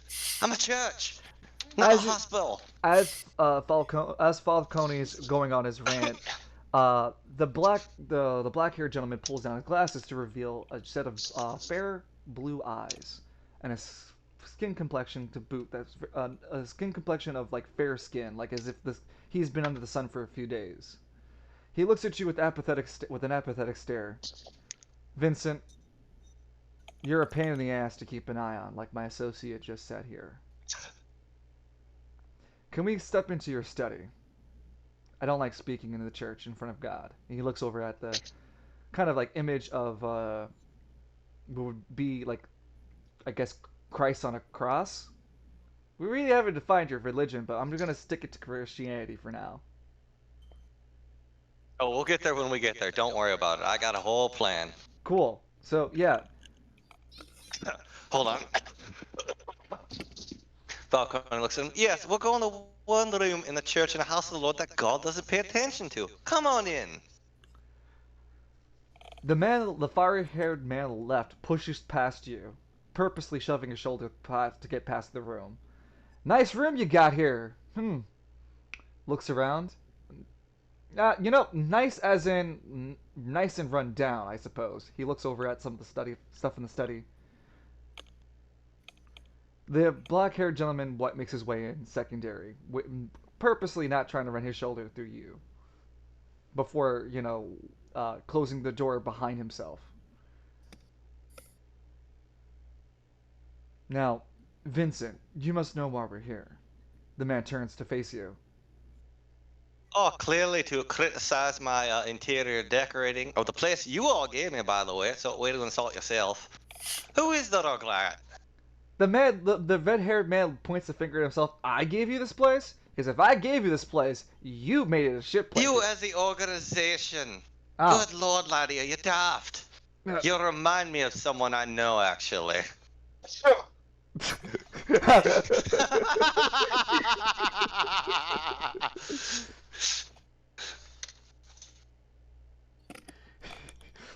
oh, that was good. So, the black-haired gentleman goes, no, we're not here to insult your taste in decoration, which... He looks around. What would your office space look like? Give us a description of it. Spartan. That Not a whole lot going on. So sparse, like a table. Yeah, spares. Yeah. Spares, Spartan, yeah. Give me some table furniture. for sitting, reading, a bed, fireplace. Maybe another chair just for reading, which is obviously got a lot of books around it right now. Oh, I told Josh how big He's a big boy, all right. So. he's bigger than a grown-ass fat kid's fucking arm. So. The black-haired man looks at you and goes, "We're not here to insult your interior design choices." Damn it. Really don't like them Vincent. there. He takes out a yellow envelope, a vanilla envelope, and places it on top of your desk. And as he does so, several images fall out, and it's clear that they are all pictures of Hell's Wrath. Oh, I knew I had a little fan club. The red-haired man slams his hands on the table and glares at you. Do you understand how hard it is to Photoshop a 10-foot hell demon? Do you even know what Photoshop is? You damn boomer! Oh, Photoshop. That's where you get the photos developed, yeah? He starts reaching into his coat. I'm gonna kill him. I'm gonna kill him. The black-haired man holds his hand. Hold. Reno, hold.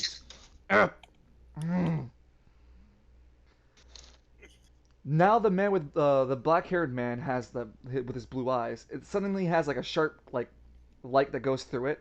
Vincent, we're not playing here. It's. Well, what do you want me to do? I'll put you in to keep some lads out of trouble. Then you run into one lad who has a bad experience at a bank, from what I heard.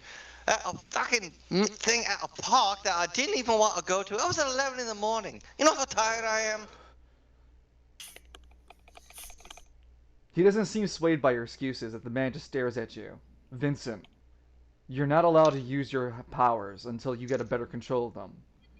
You represent the organization as a whole, and there are people who will know who you are by simply virtue of your look. Listen, I only had the one slip up. He pulls out another envelope and pushes it down and shows you the prison.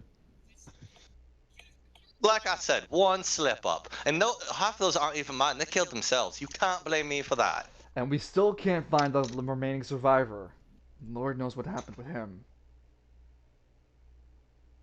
Falcone gets a wistful look in his eye. Oh, I'm sure he's taking care of himself.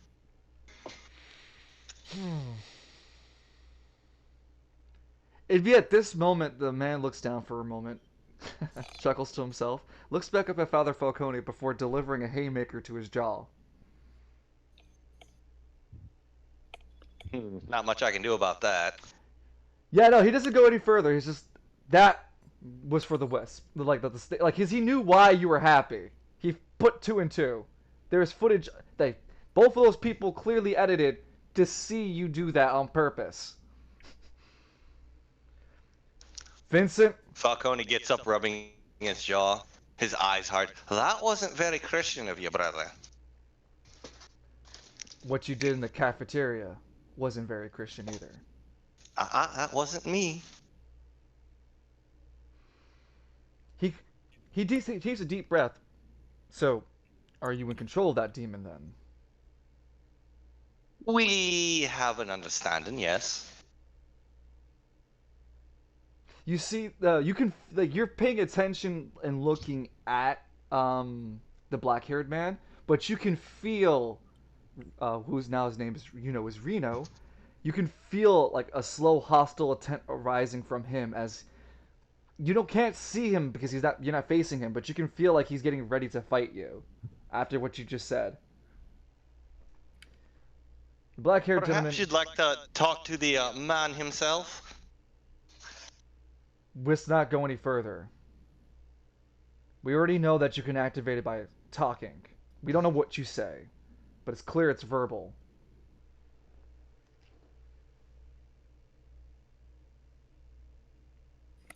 Then We're here as a warning and a reminder, Vincent. The Cardinals are always watching you. You will be they are still granting you their blessing. You still will be operating within our limits, which are spreading the word of not spreading the word of working as a removing sin from the world. yeah, essentially body disposal. They kind of recruited you for the same purpose you did as your mafia life. Hey, I was in waste disposal, all right. They continue to utilize your waste disposal asset. Speaking of, which is why they came because you've been slacking on your waste disposal job as you've been playing more fatherly duties. Well, I've got to keep up appearances. If I keep going out at night, coming back covered in blood, and that damn gremlin y'all gave me. There's also news about you working with the police now. Yes, with an I know with a butt.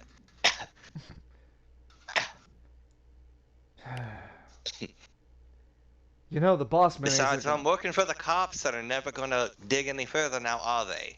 The Cardinals already have their pockets deep enough in Spiral City Department, in the Spiral Police Department, which is the main one in the centerfold. If you're not going to cause any trouble for local business and issues, I don't see why the boss would have a problem with this arrangement. Just don't forget. The black-haired man kind of like nods his head towards the door as as Reno follows him. Don't forget your work for the Cardinals. Oh, I know, laddie. Now, don't you have some flower girls to go harass? The man adjusts the large cross that's on his shoulder with his right hand. Yeah, sure. And he walks out with Reno.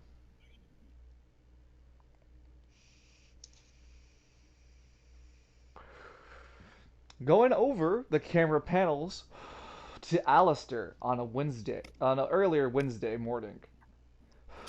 Alistair, after finally tying up your new kicks, you've made your way. Getting ready for volleyball tonight. Nice. Making your way down the Hammer District, you walk down your apartment go into the lower district that's like a cantaloupe. So once you enter this kind of cavernous like lower district, there are hundreds of kind of stores laid across. Each of them artisans selling their own crafts, whether it food, drinks, pieces of armor, guns, anything that a person would be willing to look for. An artisan out here will probably be able to make it. What Hmm. is your intent? Well, if I'm going to look for equipment from Anima, why can't I use Showtime to seek out anybody special? Ah, I see what you mean.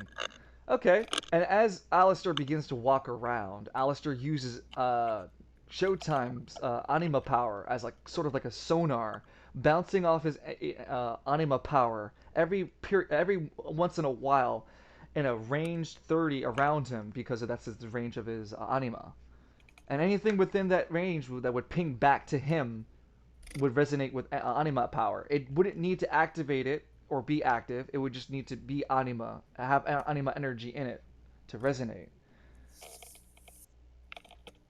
Yeah.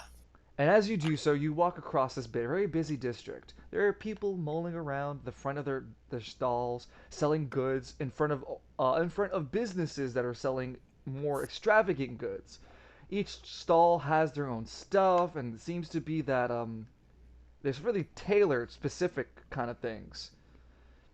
Many of these people are selling from like from blankets that are like rolled up onto the floor, and those who could afford a building only have like a very small, stout building with like a very small window front that could fit barely 4 or 6 people in them, as this district is rather busy. It isn't long until you've hit the center area of the Hammer district called the Anvil.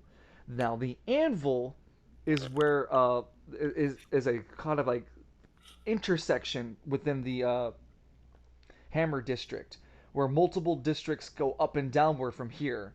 And from the hammer, from the anvil, it's called that because there's a large, not clay, but like a large limestone colored anvil that hovers suspended in like motion in midair. Why is it there is unknown to practically any viewer who just comes across it.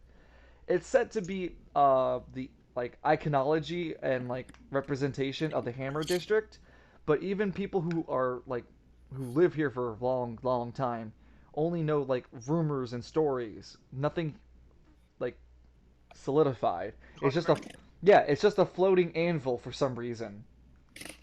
Anyway, people use this as a marker and as a tri-traffic intersection where 3 different lanes of traffic go through, leading to different various parts of the anvil. Now, the lower half of the anvil, which is over here, is called what's it called? The like the surface, I think it's called, or the end.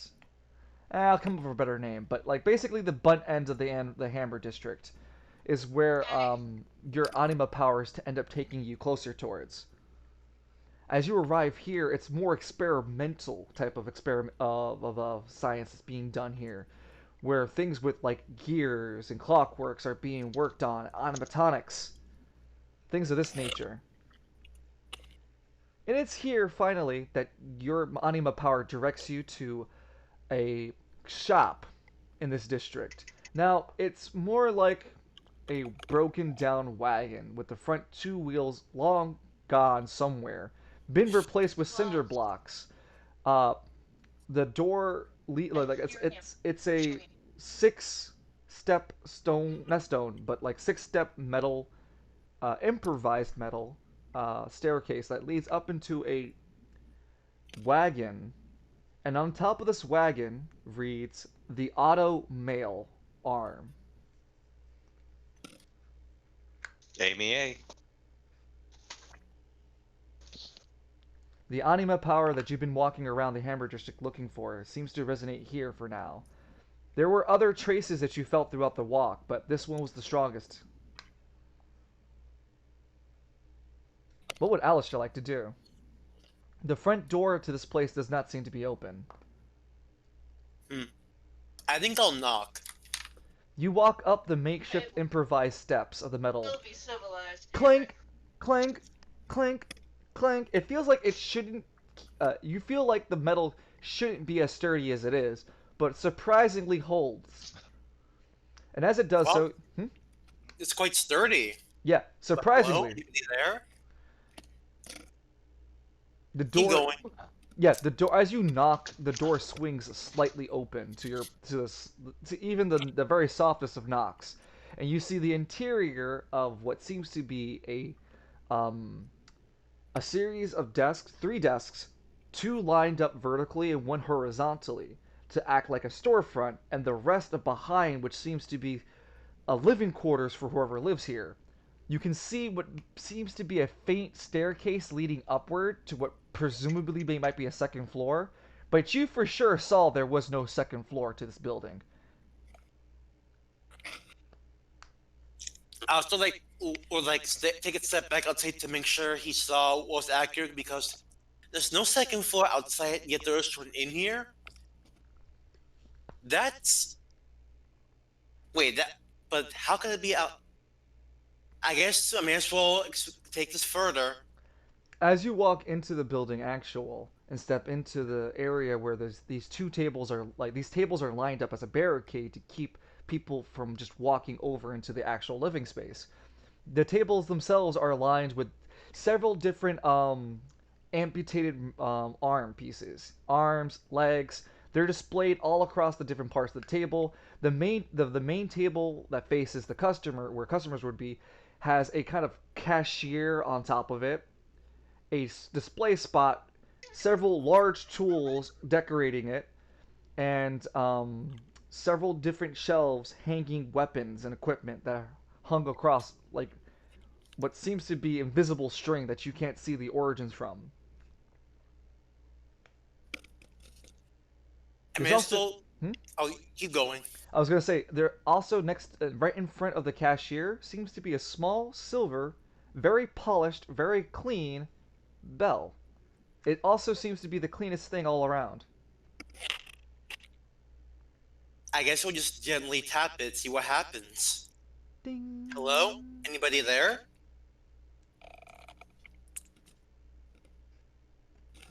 From the right wall emerges from a pile of dirt, not dirt, but a pile of garbage that seemed inanimate. Ah! A man bursts from it. Ah! Ah! Ah! He looks to his left, his right. What time is it? It's currently noon. It's currently noon. Uh, oh, did you just come out of the trash? Did you ring the bell? He looks at you. This man's eyes are green. They're black dots in the center of his pupils. Alistair nods. He looks down at the bell, looks, and then both of you notice his chest as there is this visible ticker. It looks like a like a stopwatch, and there's these timer. I'm really trying to get my thought going across. All right, it is a stopwatch that is blue that goes across his chest. It's already counting down, and it seems to have already counted 10 seconds. And it's going down across. He looks down at it and looks up at you. Quick, what do you need from me? Uh, a weapon from my anima. A weapon for your anima. Show me your anima. There are 10 seconds, 5 seconds pass. And as you fingers to make Showtime show up. Showtime appears. Fascinating. And this man reveals himself to be more disheveled and disfigured than originally upon looking, as he has a more larger left shoulder and a smaller right leg, but a larger left leg to compensate. And he has a bulging left eye. And his eyes are still this green all over and black iris. He leaps out of the trash and gets closer to Showtime.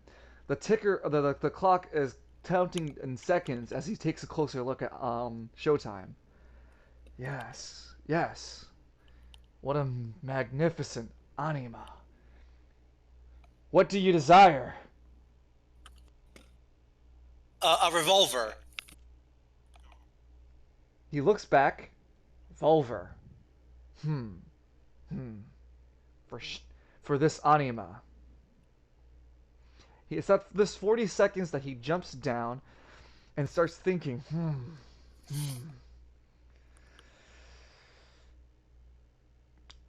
50 seconds. 55 seconds pass, and he's still thinking.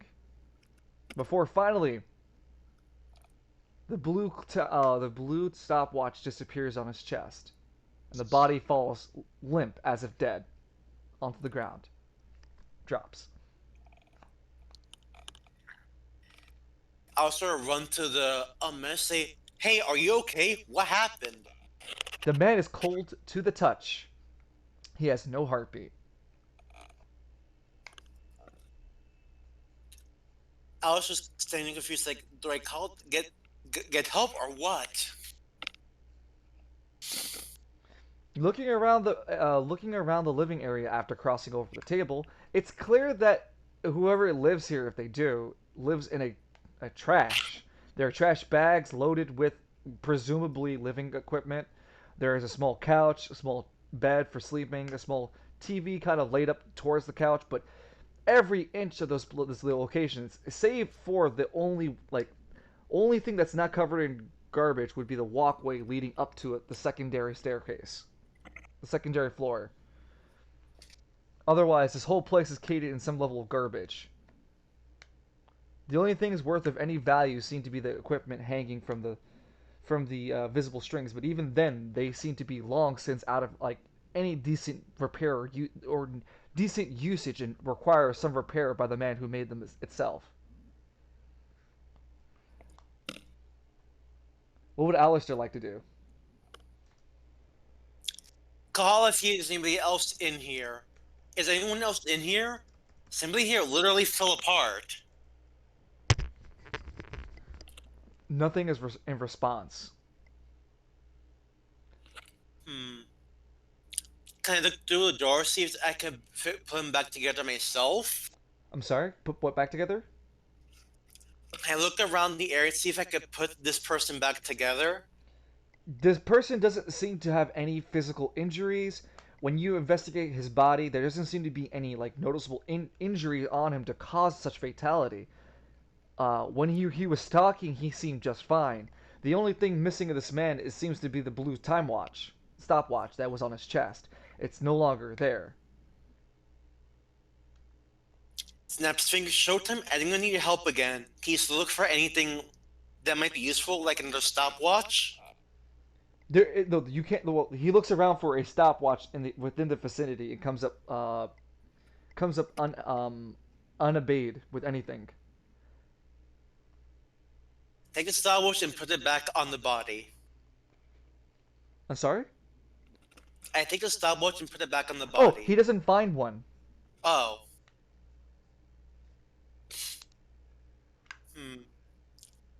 Showtime kind of hovers over the button, no, not button, the bell, the original bell you rang. I guess I'll go ring the bell again. Showtime does it for you as you're closer towards the cadaver, and as Showtime rings the bell, ding, the blue stopwatch appears on the man's chest again. I have it, he says. He gets up and scatters and runs over and tosses some garbage off and reveals underneath a mountain of trash a workstation and begins to furiously scribble on top of his table. Yes, yes, I have them. It's like this. Uh-huh. And he begins to work furiously. What would you like to do? Too dumbfounded, just watch this person work. And within a minute, you continue to see him work and scribble, before finally, within the minute, his body collapses again. Taps the bell again. The man reanimates, confused for only a second, before returning back to his work. This process continues to happen several more times. As it does so, you become aware that this is in fact the curse of an anima object. You are in the proximity of one more time. An anima relic. Seems to be that whatever is control, whatever you can understand that tapping the bell seems to keep the man alive. It seems to keep some sort of immortality as long as the bell gets tapped. Quick, get him one of those little drinking birds. After several times of him collapsing, he finally finishes his job. Also, if you're wondering why does the players get to know Anima's powers and the name of it, is because after being around it long enough, even regular stand users will get to know eventually what another stand can do by mere proxy and seeing it happen hundreds of times. It's called learning. Anyway, Get learnt. eventually, An SCP? hmm? Continue. Anyway, after several times collapsing, this man finally comes up to you and presents a series of blueprints. If you give this to an artificer, they should be able to create the weapon you seek. An artifactor? An artificer, someone who can create artifacts, relics. Thank you. Mhm. Thank you. How much does this cost?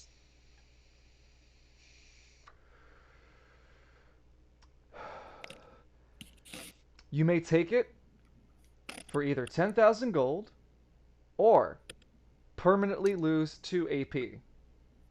Ugh. Whoa, 10,000 gold? The man puts his hand on top of the bell. Now the timer turns red.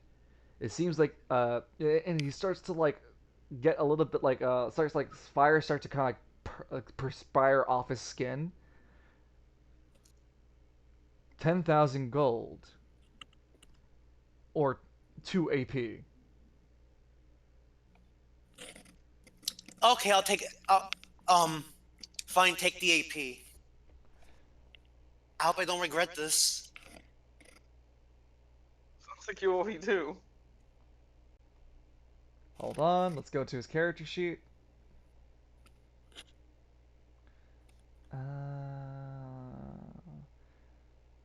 Alistair. Edit. Why?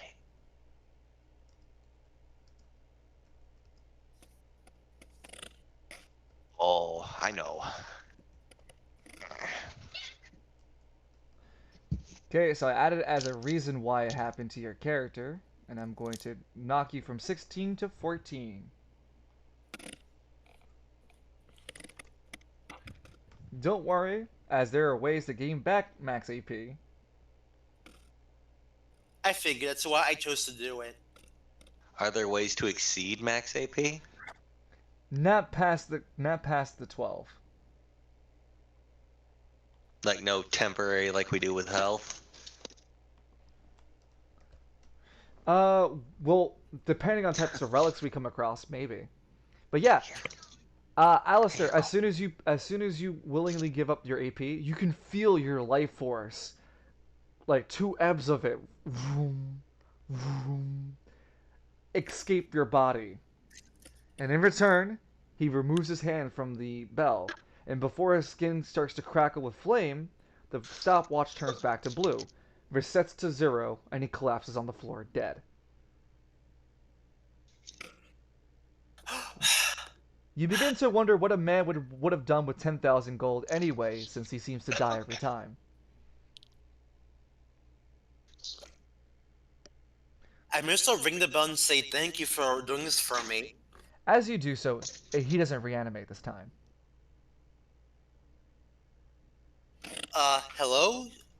Taps it one more time to make sure nothing's going wrong. Showtime appears only torso and kind of like shrugs, indicating maybe you can't do it now. Well, at least we got something. Let's get out of here, buddy. Showtime nods with you and he leads you out the way. And as Alistair walks out the door, the camera walks through the door with him, but leads not with Alistair out towards Hammer District, but rather to West Bay, where we focus on Jack. No, sorry, Lance. Lance, it's your Monday. Notice how we're doing a time walk. Because, what's it called? Father Falcone was a Thursday. Alistair was Wednesday, and now Lance is Monday. Lance as he slowly begins walking, eating at his breakfast. And what do you plan to do? He plans to call Yadagata to get some aid, legal aid, for his upcoming court case.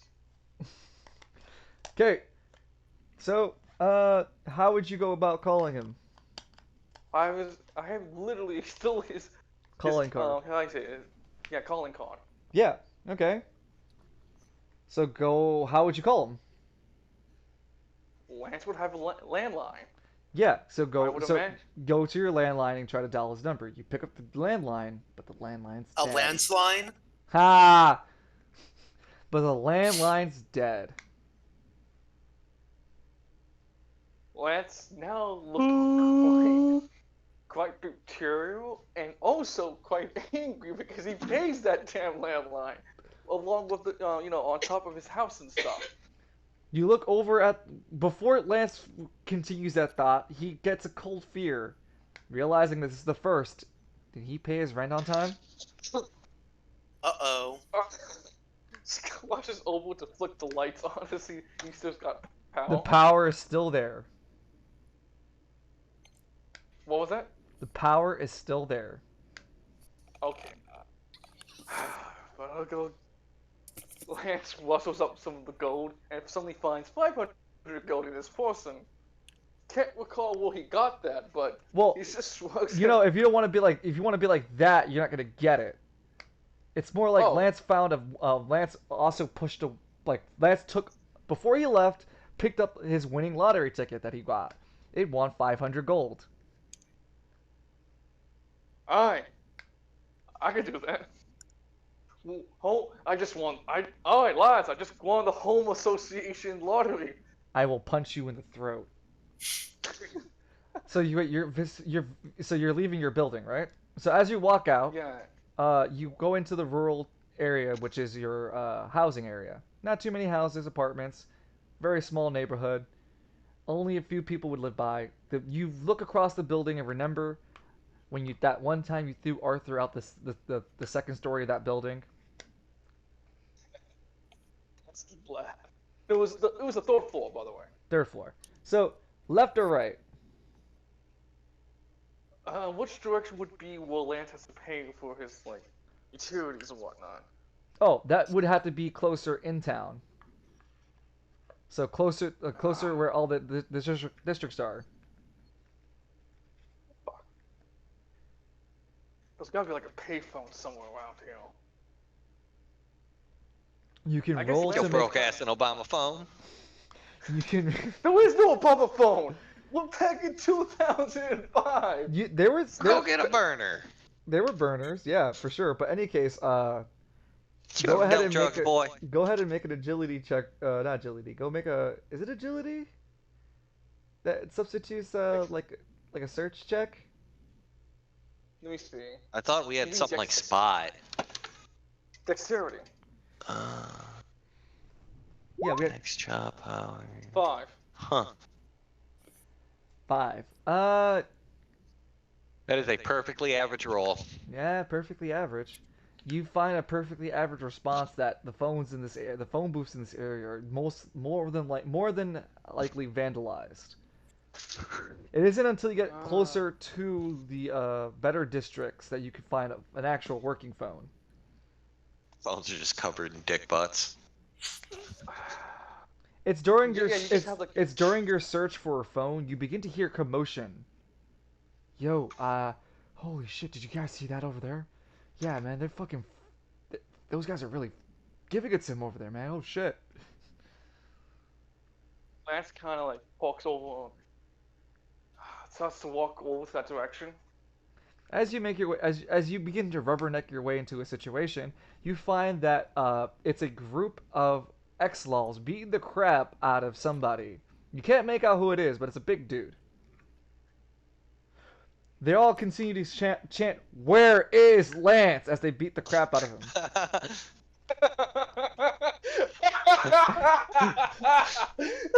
Oh, guys, I have the perfect. I supplied you the perfect music for this situation. You want to play it first? I want this to be immortalized as I need someone to draw a picture of, like, you see everyone corpse stomping this dude and Lash just in the background just watching this. Go ahead. Do you have the audio? I can't link it through Discord or anything. I'm not there yet. I sent it to you though. It's called Theme of Lance. Yes, I know. I was just being lazy.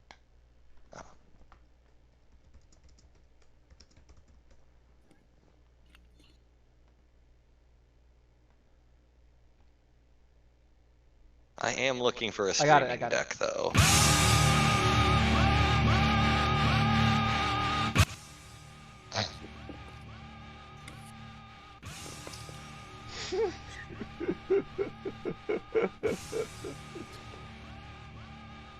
That is Lance's theme. If you're not familiar where that comes from, that's when Brock Sampson loses his shit. Oh damn. Oh, that's where it is from. Oh yeah, I'll send you the original clip. But yeah, so Yeah, I thought you guys would get the reference. I mean, Dungeon did, Well, but I watched did. Venture Oh. Brothers. That's why. Lance just kind of blinks a bit, His theme plays. slowly walk towards the commotion with both hands still in his pockets, but then slowly takes out his right hand, manifests God's walkabout, and just like kind of like not. I don't want to be right top of the other guy. He's just close enough. Lifts up one of his legs, manifests his armor right onto his foot, and performs dragon kick. So you stand on one foot, you reel up your right leg. You stand on your left foot, you reel up your right leg all the way up to your chest. Deep inhale, Yeah. let go. And Dragon kick. You dragon kick one of these assholes so hard he flies 24 feet because non-animal user. And that's far enough to send him into the concrete, twisting his neck and basically killing him on impact. Brutal. Why? This is like, oh, why? The two other assailants immediately stop. You recognize that they're beating the crap out of Maurice. Maurice gets a chance between the attack to reach with his mechanical arm. You see a man's head, what it looks like when it turns into a fucking the equivalent of a squished grape. pulp. Mm-hmm. Because his eyes pop out just a bit more than the rest of his face. As Maurice uses his other hand to like punch to try to fight back the other dude. What would you do, Lance?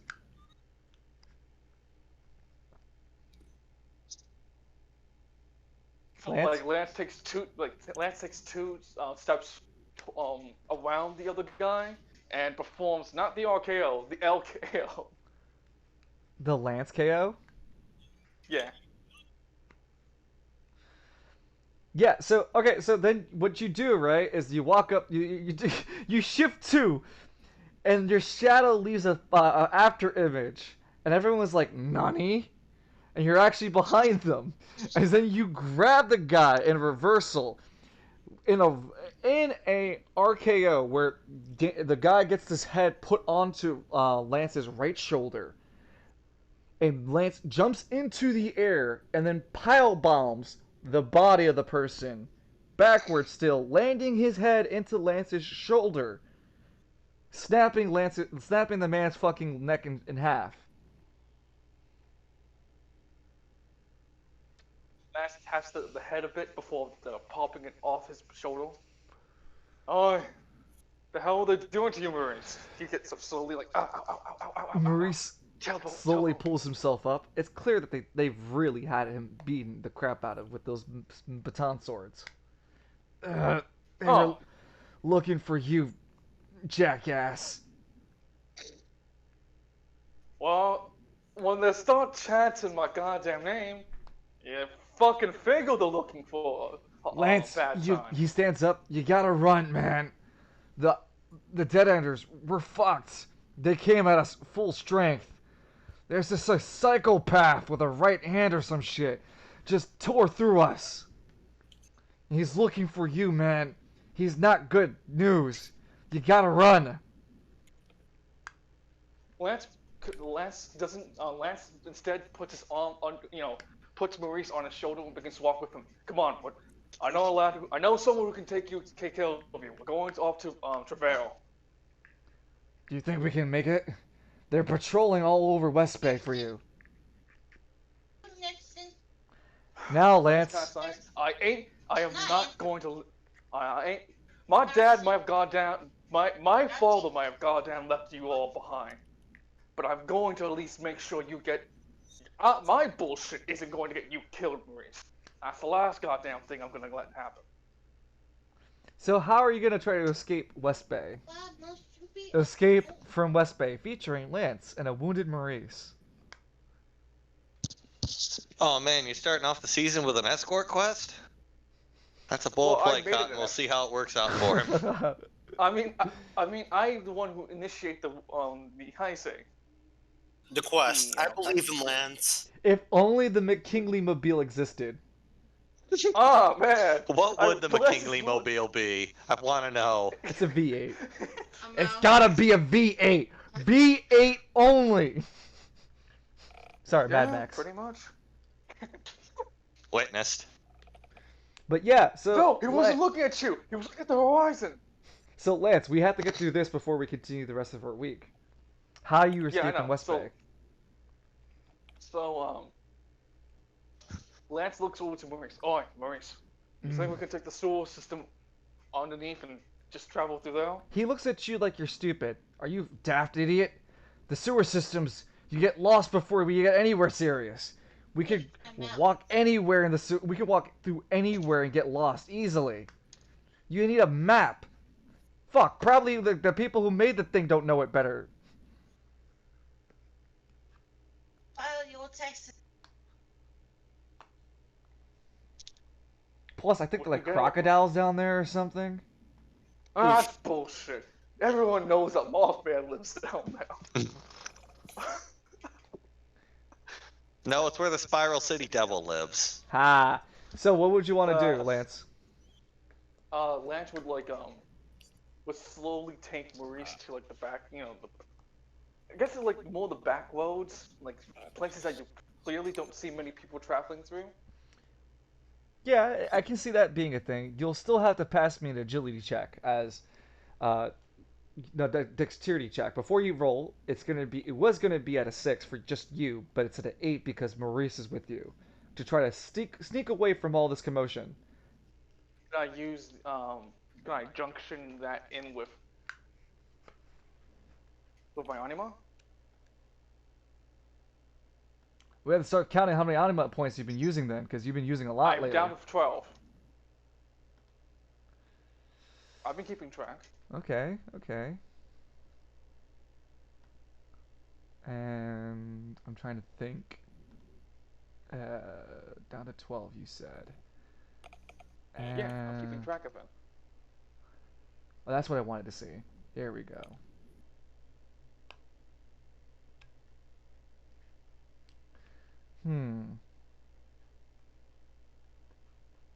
Speed, I guess, is your only junction. Yeah, so you junction with your speed. So you spend another anima point to junction.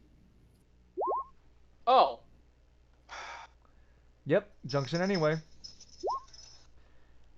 There you go. So you got a 15. You're able to sneak past by using the power of your anima. You had to explain to us how you were able to do that. Well, with Lance recently acquiring the power to activate roulette, and now he learned how to not only channel God's walkabout through his fist, he also learned how to manifest it in small ways through his feet and his legs. So he channels the energy, not the physical appearance, the energy of the of what he can produce with God's rockabye and begins to like, while in kind of like midst of running, like a bit of jog, you just see kind of a blow of Lance as he just accelerates You himself like using sparkle balls. his own his own AP.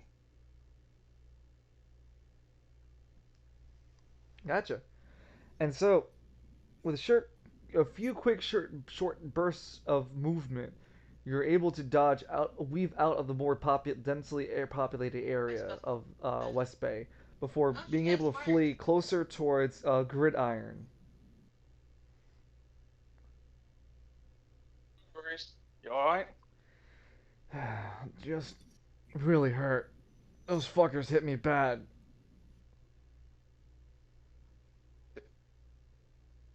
Telling me, feel like a bit, starting to feel a bit of, kind of wipes some of the sweat off his brow. How'd you move so fast? You think you think I don't have this goddamn gorgeous muscular body for no goddamn reason? I keep it, I keep walking on You it. have good numbers so That's far. how, Maurice. Speaking of which, about that sociopath with the mechanical arm. Did anyone say anything that he can do something like out of the fucking ordinary? Other than tear up people left and right like they were butter, no, not in particular. Damn. Shit. He's looking at a cab here. Do you think any cab's gonna pick us up? He looks at himself and looks at you. Just call I Lyft. They'll got pick anyone up. it. Doesn't. Thank No, it's you, called Disability Biffed. Boys. A Oh, biffed. great. That's how Biff begins growing his empire, gambling empire. Anyway, so we're close to Gridiron at this point, right? Closer, yes. Once we Hold get to on, goddamn Gridiron. hold on. I gotta break the roleplay for just a second. Deadpool walks up into an office building. Happy St. Patrick's Day, Clark, and he's holding kryptonite. And you see Clark Kent look at him deadpan like, yeah. Continue, dance. Like that. Anyway, Lance just like, once we get to goddamn Gridiron, we can take a bus straight to Travail. Now we can take a bus that take us to the market district, and then take the train towards Travail. Maurice nods. Alright. Do you have money for it? Kind of attacked me and robbed me, you know. Oh god damn! Why didn't you put in oil? We were Shit. kind of busy escaping. Lance's greatest enemy is poverty. It truly is. Lance just looks at, yeah, I got the money for it, but I just got the money. Ah, the next couple of guys we see remind me to rob them. I got one in their goddamn pocket. Lance Maurice begins to stares grab at you. I don't think you should continue to make more enemies. them. Lance takes the list of enemies he's made since he's got his anima. I think it's been goddamn too late for that, Maurice. And begins to travel, trying to do his best to covertly with Maurice at his side.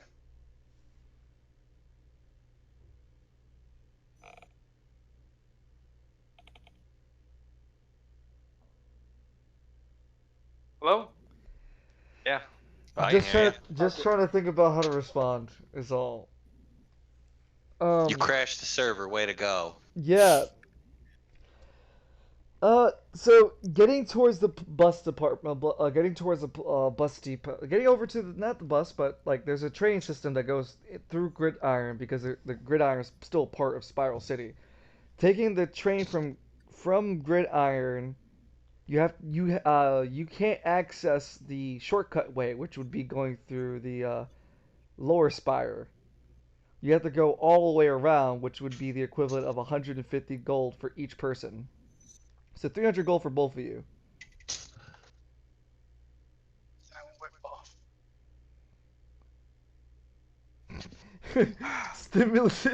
Stimulus hits. Yo, Ak, how much my chopped cheese? Ak, for you, my friend, 1,400. How dare you haunt me like this? So yeah, Lance, are you gonna pay the 300 gold? Yes. Bing. So let's go ahead and adjust your character sheet. Lamal, no more money. I know that feel. Who's ever got this poverty anima? It's the most powerful one among us. Lance did start broke. Like I said, the most powerful one among us. From 1,900 Lance to 1,600. You swipe your terminal card, swink swink, and you jump on top of the Spiral City Transportation Authority network. Spec. Or scat. It's scat. Spiral City Spiral City Automated transport. automated transport. Thank you. Or scat. It's Wonderful. going to get awkward. No, you just have to write the scat, guys. Come on. It's the scat, man. Anyway, 300 gold later, and the afternoon arises. You appear in Travail. There's actually a train not too far away from where Father Falcone actually resides. And knowing where Father Falcone resides because you've been there before. This is earlier in the week for you, Father Falcone, and Lance would be here. Wait, this is before the Thursday? Yep, before your Thursday. Yes, both those. This is Monday. Alright. So this is when you're being isolated about getting into research. Oh, this is exactly why I got the 3 on your check. Because I interrupted you. Hey! Yeah, there you go. I'll take that. Just as soon as Father Falcone was about to figure out the secrets of the mysteries of his power, knock, knock, knock, knock, knock, knock, knock, knock, knock, knock, knock, knock, knock, knock, knock, and it does not stop. Well, close, go away. Lance?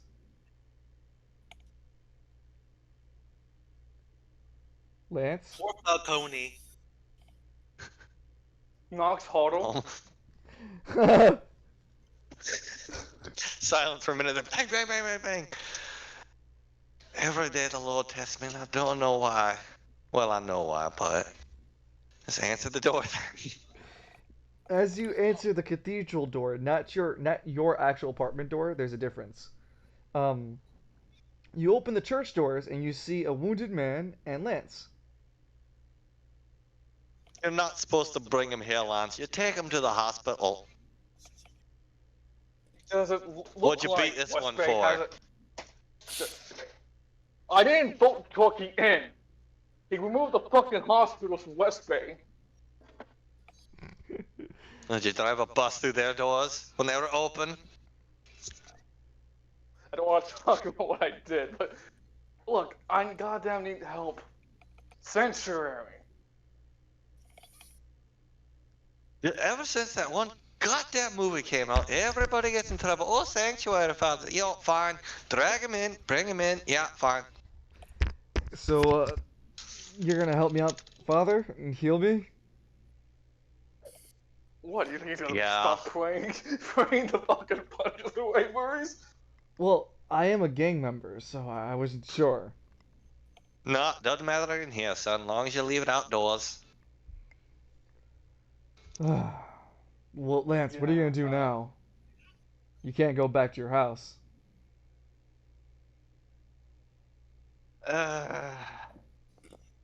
Whenever that thing we did, Father. No, actually, Father Falcone would recognize Maurice. Because, the raid we did. I don't know, he could be beaten pretty severely, all swelled up. You would have recognized But- him eventually as to be him. Yes, I remember the thing we did, Lance. I remember a lot of things we did, though I wish I didn't. Yeah, listen. Apparently now the the X-Laws are hunting me down. Like, you went in there screaming your name. What did you expect? Well, I didn't expect us to get our asses handed so easily when we went there. Look. Kind of size and like. I think about either I'm going to fight back or give myself up. There's too many innocent people now getting involved in my bullshit. I can't exactly run away from this. And there was no way in goddamn God green fucking off. It's part of my language, follow. That I'm going to allow my home to be ransacked or destroyed by those bloody X-Laws.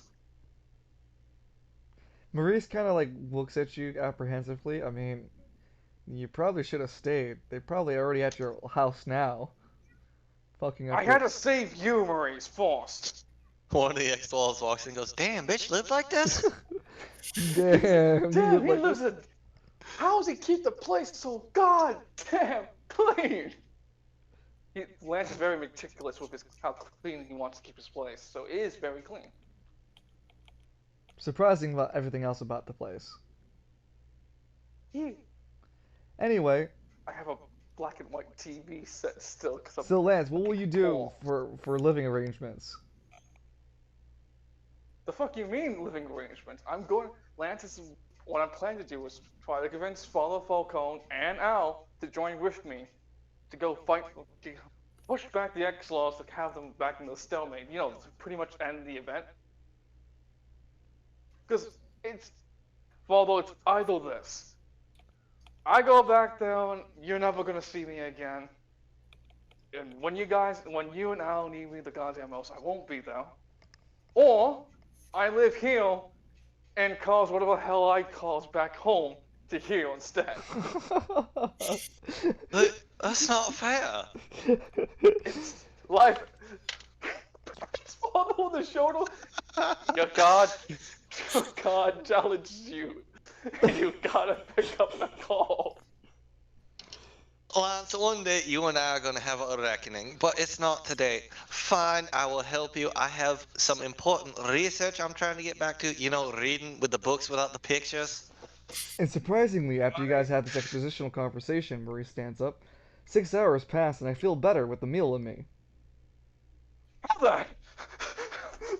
Oh, did he eat that soup, Lance? First, hold on, Father. The hell do you mean, lad?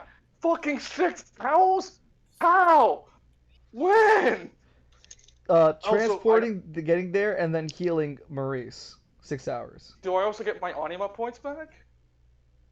No. Has to be a full rest. I'll drink cat water to do that. Full rest. Oh, fine. Hey, Father Falcone. Is there like a vending machine nearby or something? Do I look like a bus attendant? But yes, there is one. It's out in the What? main hall. There's no fucking way! What the fuck could you possibly have in a This is vending an American church. There's a vending machine. You know I'm not wrong, and we're also a major city. It's gonna be there. Depends on what's in the vending machine. Question is, which religion? It'd probably be like juice and crackers. Pay for your own communion. Fair enough! If you're gonna put it like that. And there's actually wine in the vending machine. Gotta pay the power bill somehow. For the Catholic. Apparently. Donations don't come. Donations are hardly coming these days. We're so Yeah, I can't go shake down anyone. Some ginger gets really pissy about it. Oh, breaking continuity. Yeah, breaking continuity. Anyway, Lance is just looking at the this apparent vending machine of juice. You're like, Which one would be Jesus the bites or healing- something. A gold They're piece. crackers in the shape of little crosses. Oh my god. There are also little ones that look like Oh, they're goldfish. they also look like the Cardinals insignia, but no one knows what the Cardinals look like, so it's like a insignia that you sell as a cookie. Goldfish for a brag. Oh, so That'd it's actually like be a really good sign. Like to know, hey, this is our area. No, it's in the vending machine. Go look. Huh. Because no one ever It's think like, it's just a vending machine. Jesus, you know that's the bag stealthy. of animal crackers? It's just a bag of crackle symbols, and one of them is just the cardinal of the cartridge. Spent shells. Spent shells. Oh, it's a So little Jesus animal crackers. just which one of these things provides? Selfish because You know, of the freaking Jesus because I'm gonna fish. buy healing ones too. Des, they don't do any healing. Darwin crackers are the animal Oh. bread. The Darwin fish have like Great. Well, that way they don't get. Des, I can they're see- cookies. They're literally cookies that calm you drink. I don't know. I was hoping the drink could. Yeah, make what me am I, a feel less charity? guilty. I'm not handing that See? stuff out. Fine, but it's okay. It's okay. Anyway. Wait, hold on. Do you know where Al Is lives? he asleep? We could use his help on this. Do I know who? Oh, Al? Oh, didn't he mention Yeah, something Al. about being a college student?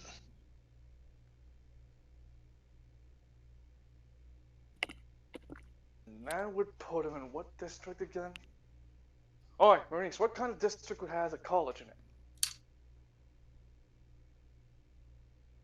You mean the Hammer District? BRB. Was that Alistair running away? Like, nope. Nope.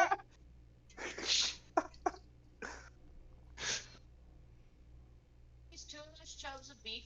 I mean, all technicalities, no. this is all happening let's see. before the major No, we're not events. gonna go through three Oh chubs. man! Dragon never went down this lad's hole. So, You know, turning yourself in was also the other option you had. yeah, I know it is. Lance goes to the only phone, the whole charge. Yeah, I know this one. It's like I need to pay 100 gold or something, right? Yeah, it's the God No, that's the phone. God phone. No, Wong phone. I'm gonna. You have like a landline I can use. No, just the God phone. Hey, Can it make let's talk about other calls outside to God? Return of the God phone. Welcome back, Al. What? No, I need to make a call that isn't to God. Oh, The you're in roof the is wrong still house heat. for that part now, aren't you? God. So you can have a vending machine in your church, but not a decent landline. Right? Shut up, Alistair, or you're not here. Yeah. Anyway. Okay. Father. I remember you somehow getting to the prison in Good Isle. How the hell did you do that? Oh, that would be Brother Timothy. He's really good at driving. No, actually he couldn't because Father Falcone canonically at this point had dismissed everyone from the church in order to pursue his personal studies. Yeah. Maurice, Like the can you voice in the drive sky a car? said. Oh shit, the voice disappears. I'll get him one of these days.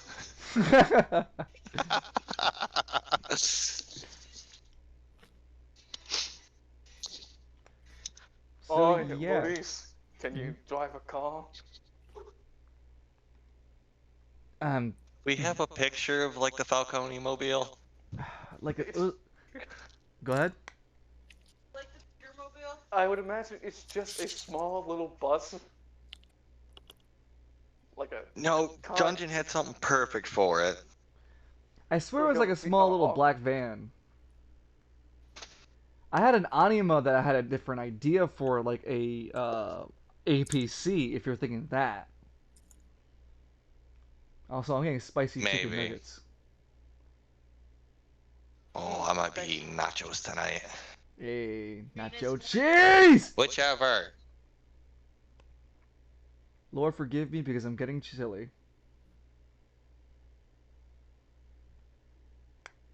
Sorry. I I'm should Okay, eat Maurice, healthy, click on the proceeds to eat call, chili. yes or no? What happened, Dan? No, he's not here. It's just me. No, I'm asking if Maurice can drive the car. Yes, Maurice could drive a car. Yes, he's just wounded, but he can drive. Oh. Well, I thought he was healed. It was 6 hours. Yeah, but still, like he got his ass kicked. Like, can't just say like he's like 100% willing and able, like 100% able to go drive and like he'll drive. He's still got his ass Yeah, kicked. he's not. Yeah, we're not gonna drive. Tell him to drive us back to West Bay. I'm actually gonna take us to the Hamlet District.